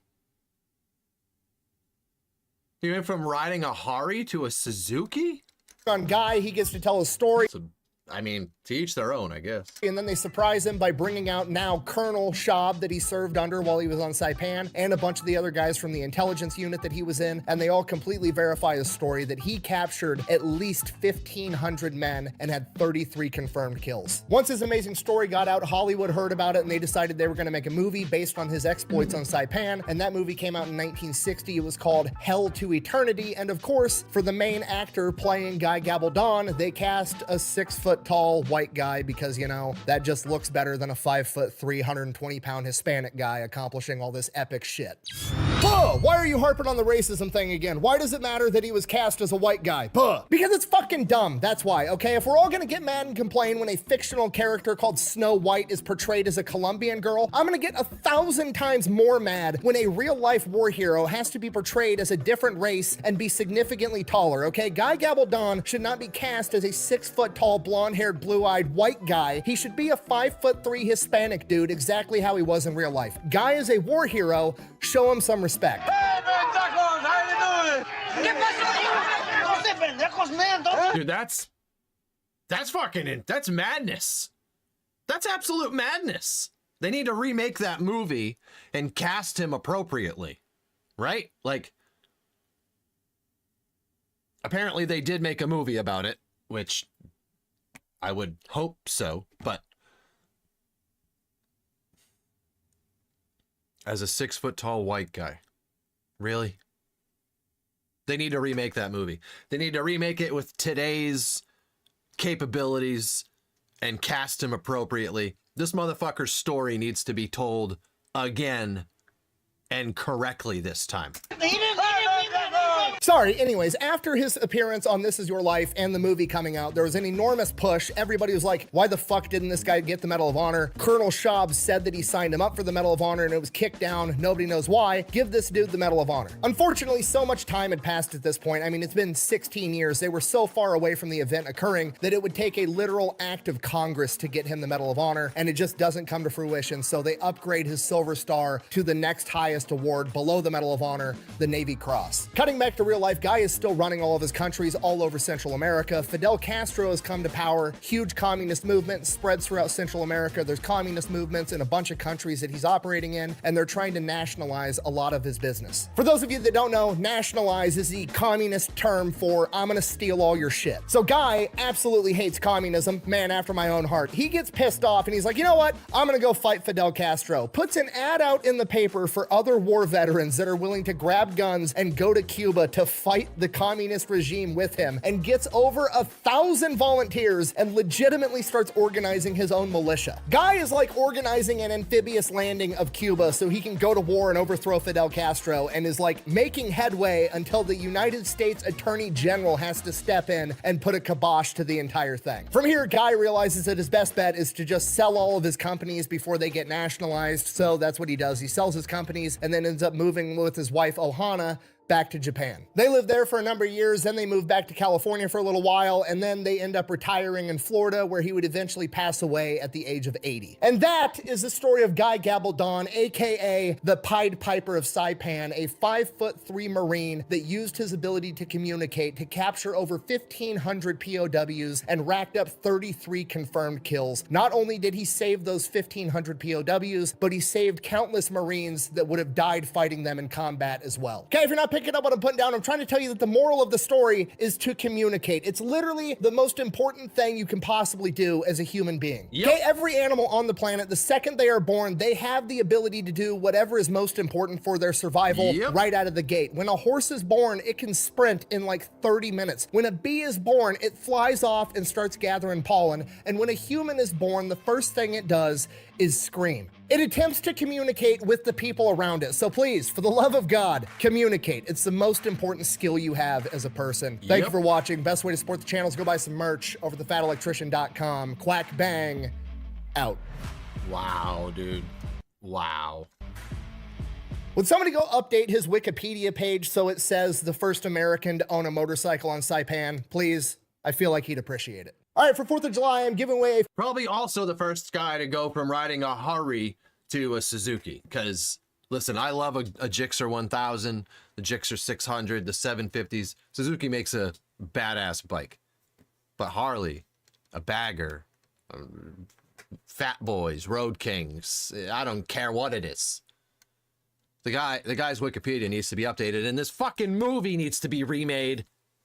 Write me out. Fully decked out Jeep Gladiator. It has absolutely everything. It has 44-inch wide front and rear axles, a 3.5-inch lift, aftermarket shocks, 37-inch tires with a full-size spare in the back, and custom leather interior. Woo! Slow down. That's nasty. All you have to do to get entered to win is head over to Bunker Branding or thefatelectrician.com and buy some Fat Electrician merch. I don't care what it is. Shirts, hats, hoodies, water bottles, rubber ducks, absolutely anything is fair game. For every $5 you spend between June 30th and July 31st, you are automatically going to be entered one time to win this Jeep Gladiator. We're going to announce the winner in August. Now, the downside of all of this is that you're not allowed to do nice things without the government getting their cut too, meaning that if you win this Jeep, it's going to count as taxable income on your tax return, and you're going to have to pay thousands and thousands of dollars, both in sales tax, registration, and this being taxable income on your taxes. So I'm also going to give the winner a check for $10,000 to hopefully cover all of that. It kind of depends on state to state, and of course, it's going to come with an autographed rubber duck. Yeah, baby! That's what I've been waiting for! So yeah, go get some Fat Electrician merch over at Bunker Branding or thefatelectrician.com. Quack bang, out. And so he would go up that mouth of that cave, and he'd jabber, jabber, jabber, and pretty soon somebody would dribble out. Not always, but a good part of the time, because he could speak their language, and they apparently they warmed up to that. Well, this was a time when I was out with him on one of these deals. I said, what do you tell them that he said, I tell them to get their goddamn ass out of there. But he told them in their language that you're a damn fool to stay in there and get killed, and we'll give you medical attention, we'll give you food, we'll give you water and all that, and treat you right. And he was able to convince them of that. Dude, that is absolutely insane. That is one of the craziest stories I think I've ever heard. That's one of the craziest stories I think I've ever heard. Wow. Wow. I wonder who won that Jeep. God, they gotta be pretty stoked, huh? Apparently I should have watched this like a month ago, but shout out to them, man. That was insane. Huge shout out to Nick. He does such a killer job on these things. He really does. I hope he likes the new tool belt that I found for him. I think he could put it to good use. And yeah, shout out to all you guys for watching, man. I really appreciate it. Make sure you guys are smashing the like button on this live stream. You guys absolutely rock. Let's dive into another one of his vidges. I do have to hit the bathroom real quick. And I don't know about YouTube, what I can play for you. I didn't even think about that. What can I put as a screensaver?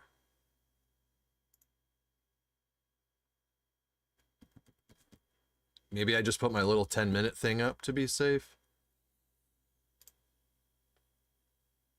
I think I'm just going to do that.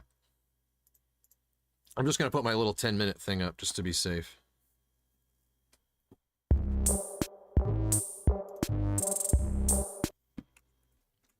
All right, Terry.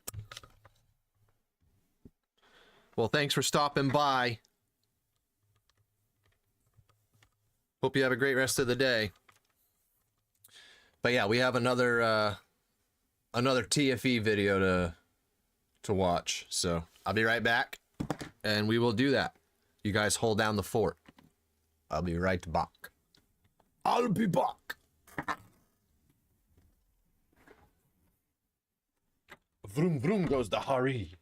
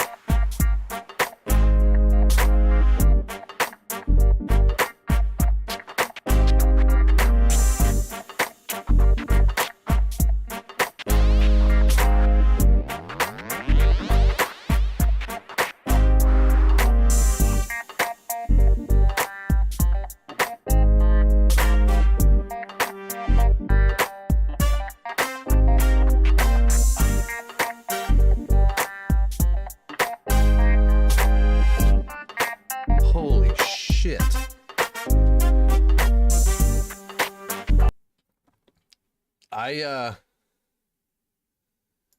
I might lose you guys. We have a crazy storm coming in right now. It sounds psychotic. Lightning hit, like, right there when I was outside. I went outside to try to record it, and I got a good one.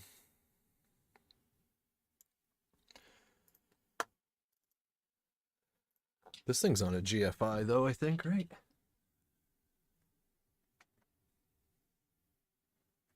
Yeah.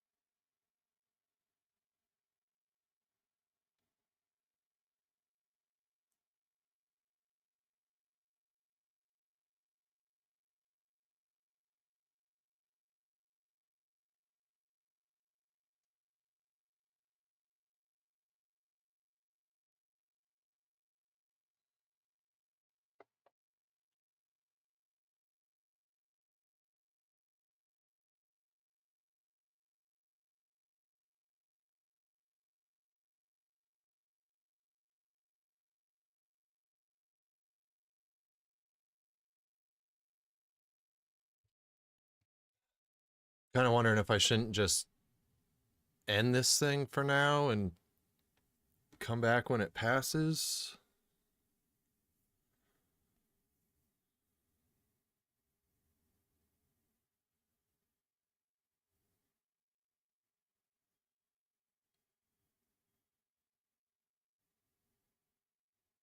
What is that beeping?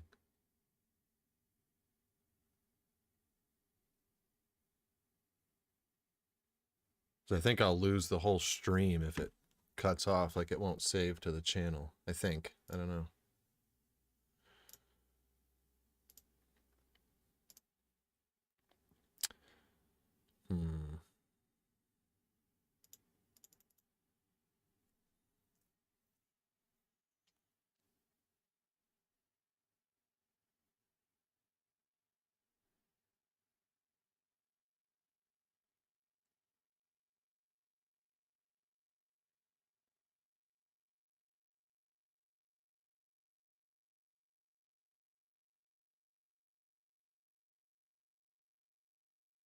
We got a big old red spot that's almost here.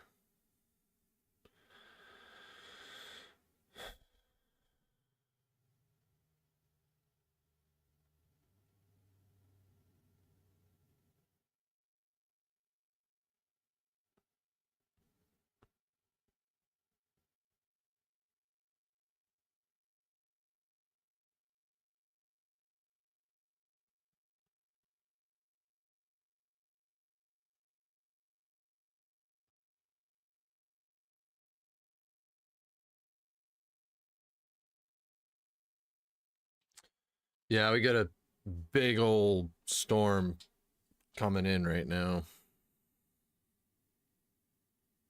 It's really close.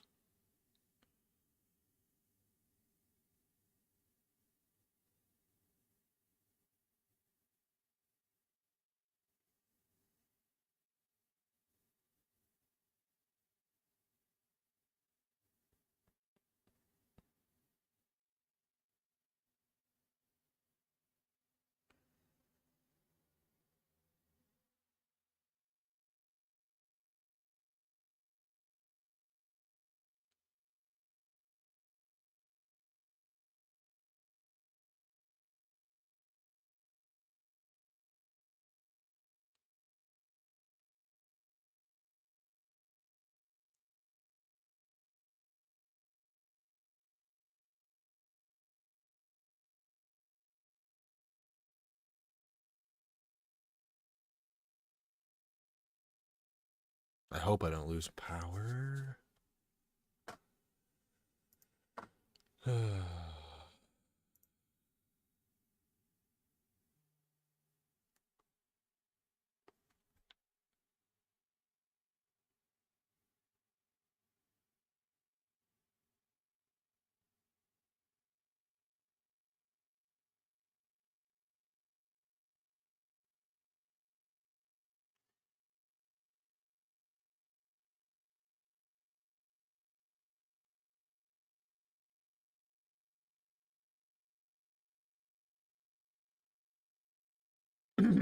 Hey, Brittany.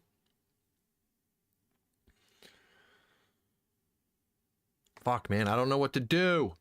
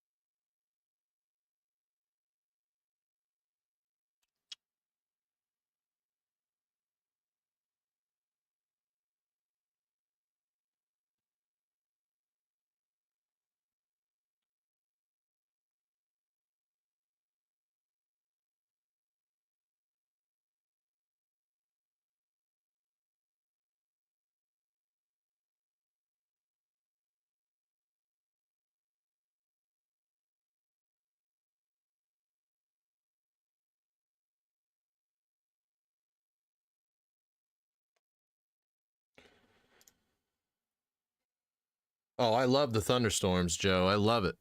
I just don't know what to do. I don't want to lose this whole stream. That would really suck.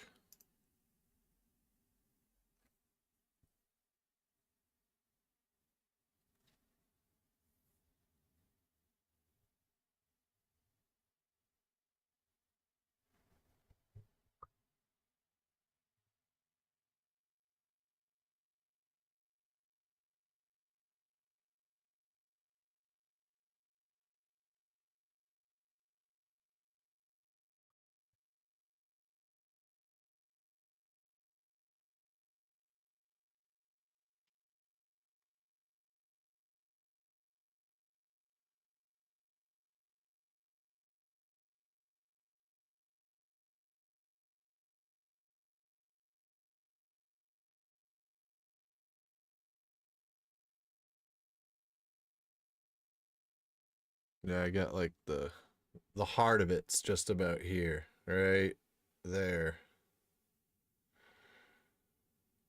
Right there.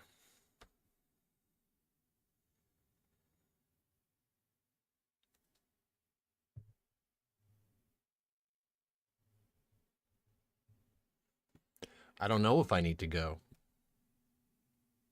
If we're gonna be fine, then I'd rather just.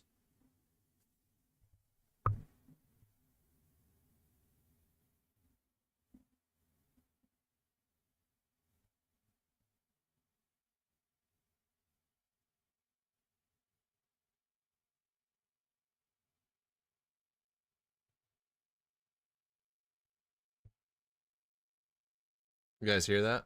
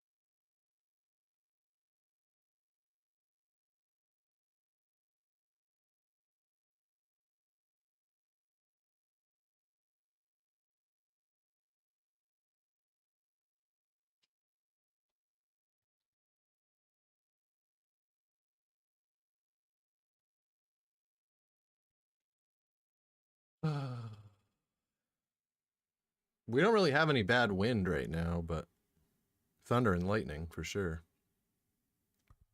And it's really close. You can tell it's really close.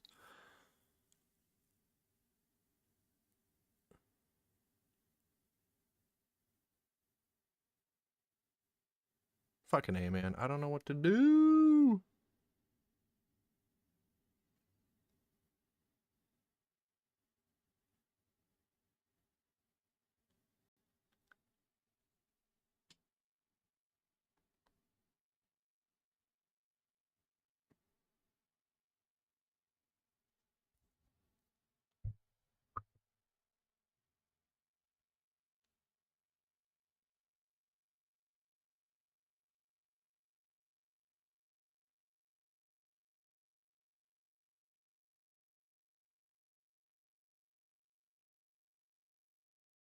Not getting any of the crazy ones that we just had when I stepped out.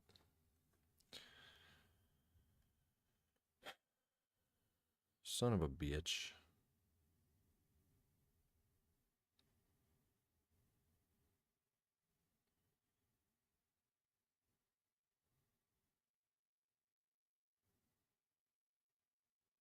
Yeah, oh, it's definitely dark, Jason. It's dark for sure.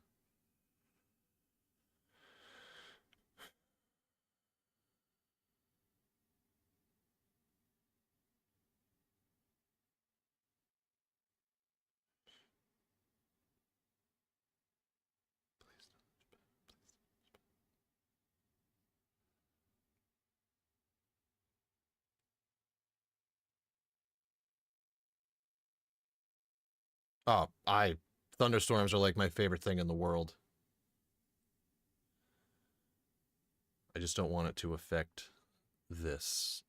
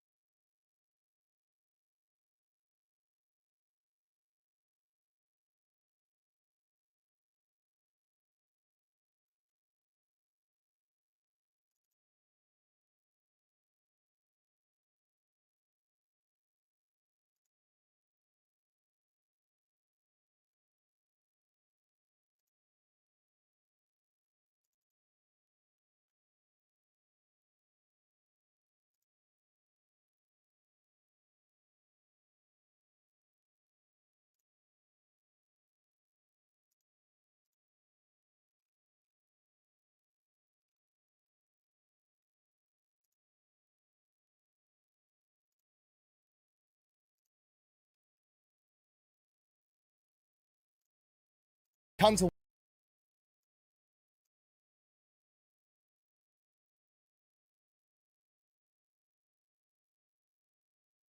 Hey, you too, Ben. Thanks for hanging out, man. Have a great weekend. Oh, I don't know what to do, guys.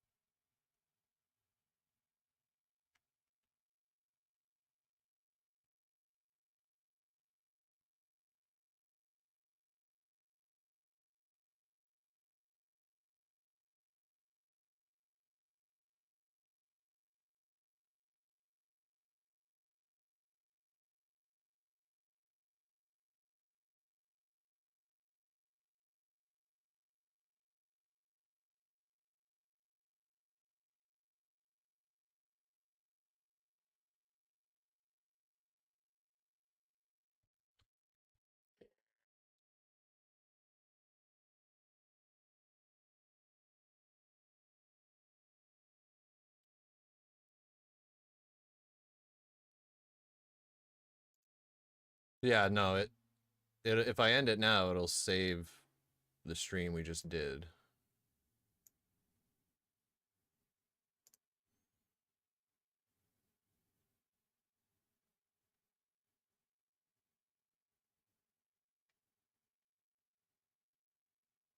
Ooh. The rain's picking up big time right now.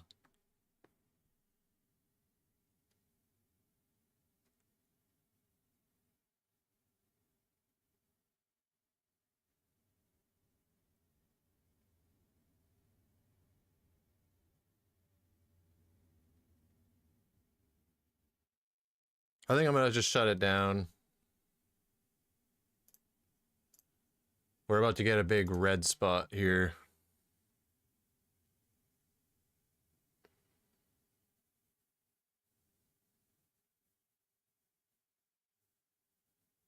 And judging by the rain, it's like right on the doorstep. Just till this big cell passes, I think, and then we should be good.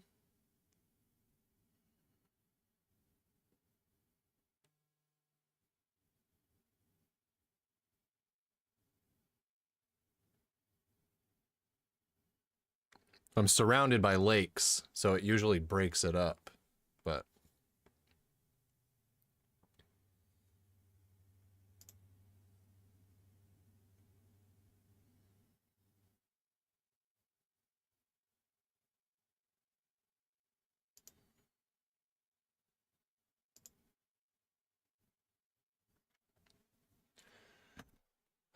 fucking A. Really don't want to have to start the stream up and stuff again. Yeah, I know, Jason. It's just this one big spot that's kind of concerning me.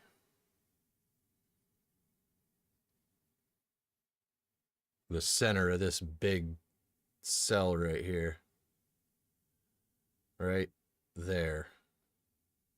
I have a feeling it's about to turn red again.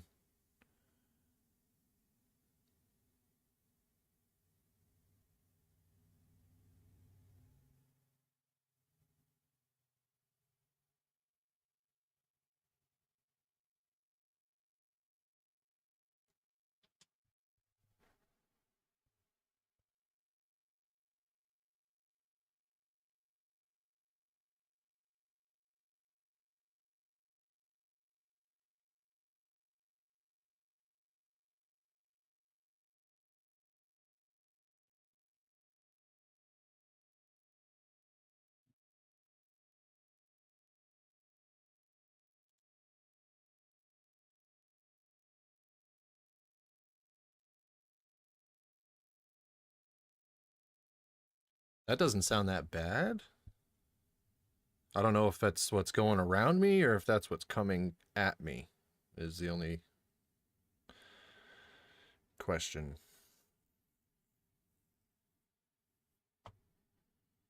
God damn it.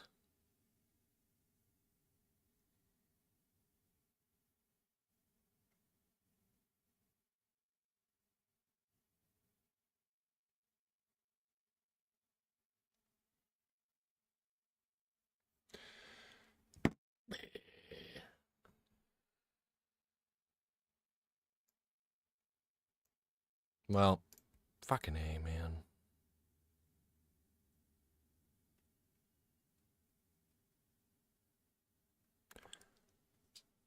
If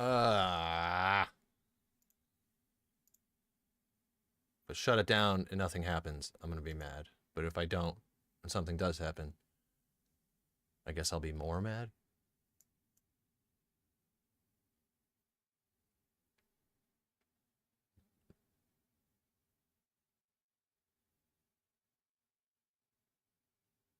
It almost looks like it's breaking up, though.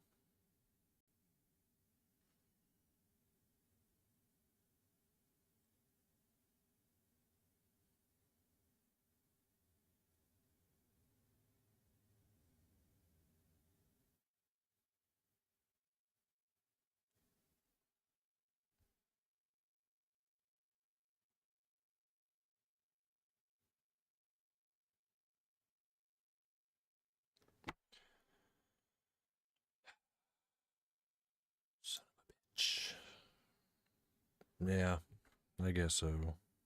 Fuck.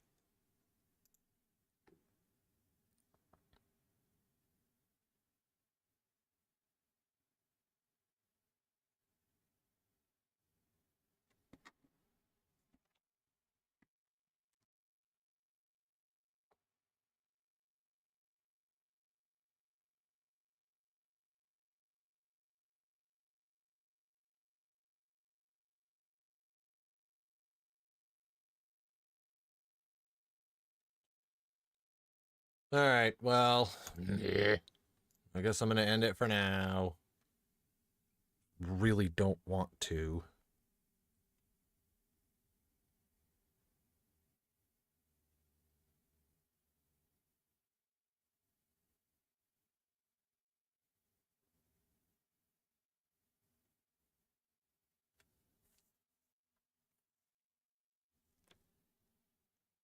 I was just waiting for the radar to update again to see what it's doing.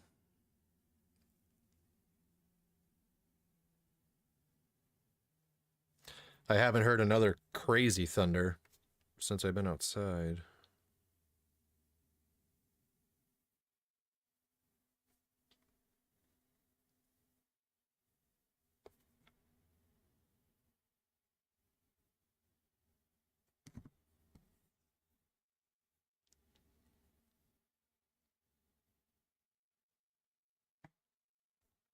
Maybe it's breaking up?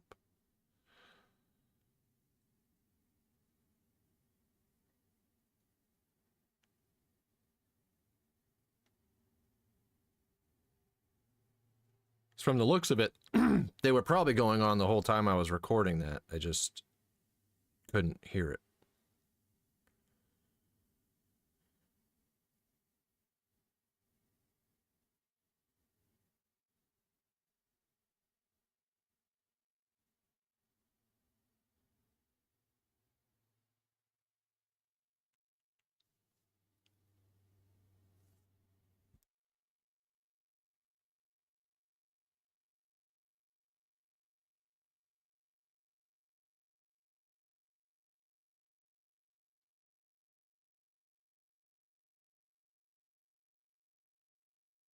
Yeah, see, now it looks like it's breaking up.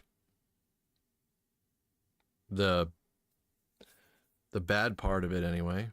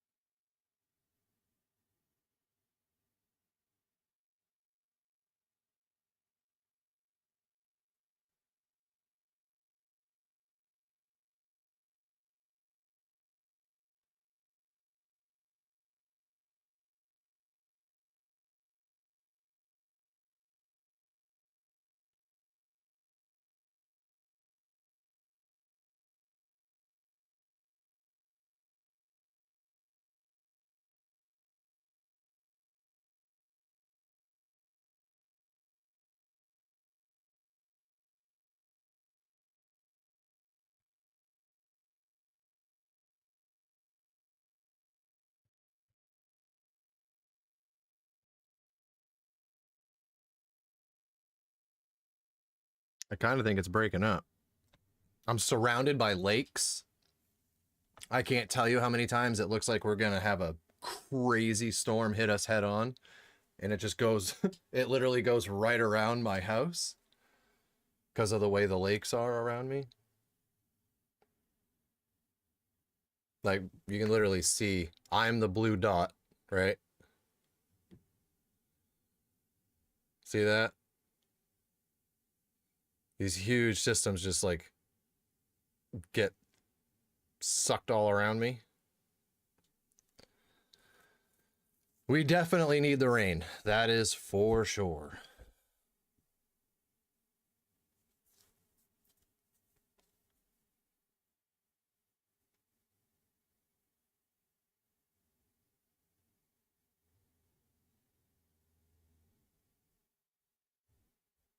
I wish I knew if it was all red. That's what sucks about ours, is that like it changes so fast. These little red cells just appear. So that's what I'm worried about, is if that yellow one turns into that, then fuck. But if it doesn't, we'll be fine.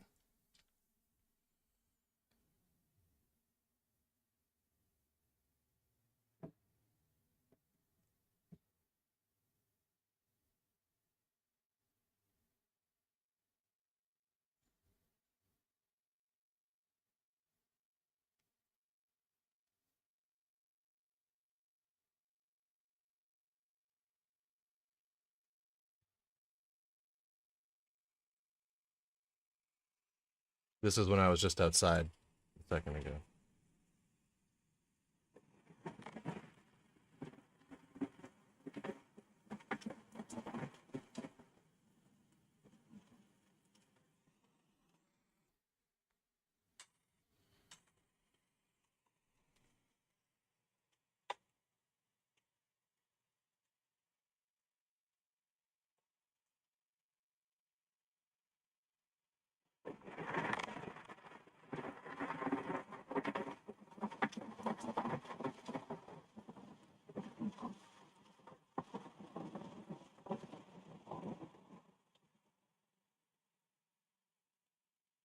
Sounded crazy.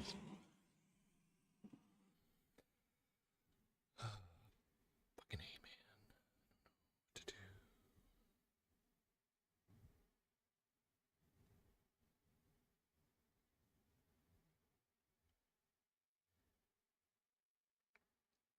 I wish this thing would update again.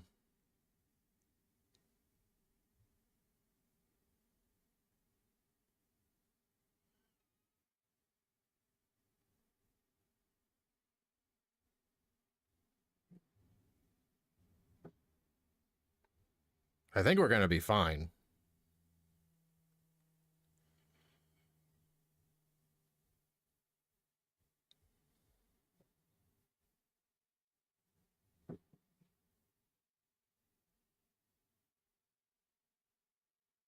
That sound makes you want to crawl into bed.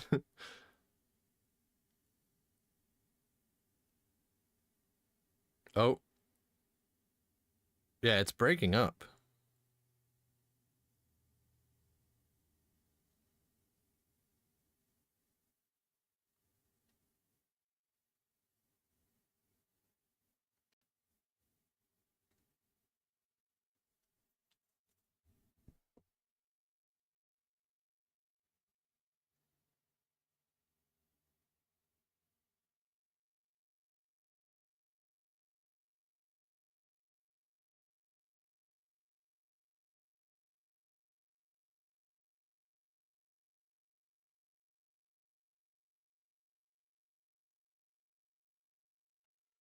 Okay, Brittany. That makes sense. Oh, wow, Jason. That's crazy.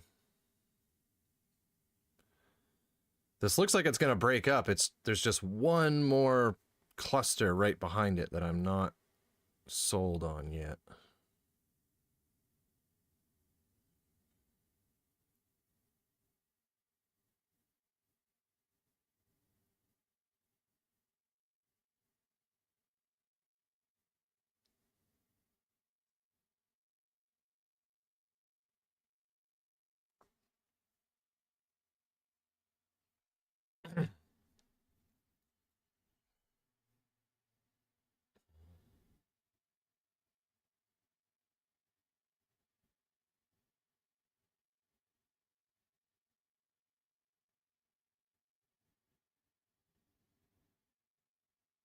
Whatever. It should be gone in like 10 minutes. I think I'm just going to end this so that it saves.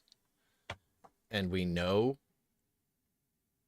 that at least this will stay there. And I'll be back in like 10 minutes. Once that updates and I see what it's going to do, I'll either let it pass or just come get back on. That's what I'm going to do. Executive decision. I'm just going to end it right here so this saves, and I'll be right back. So, I'll see you guys in like 10 to 20 minutes. see you guys soon. Sit tight, everybody. I'll be right back.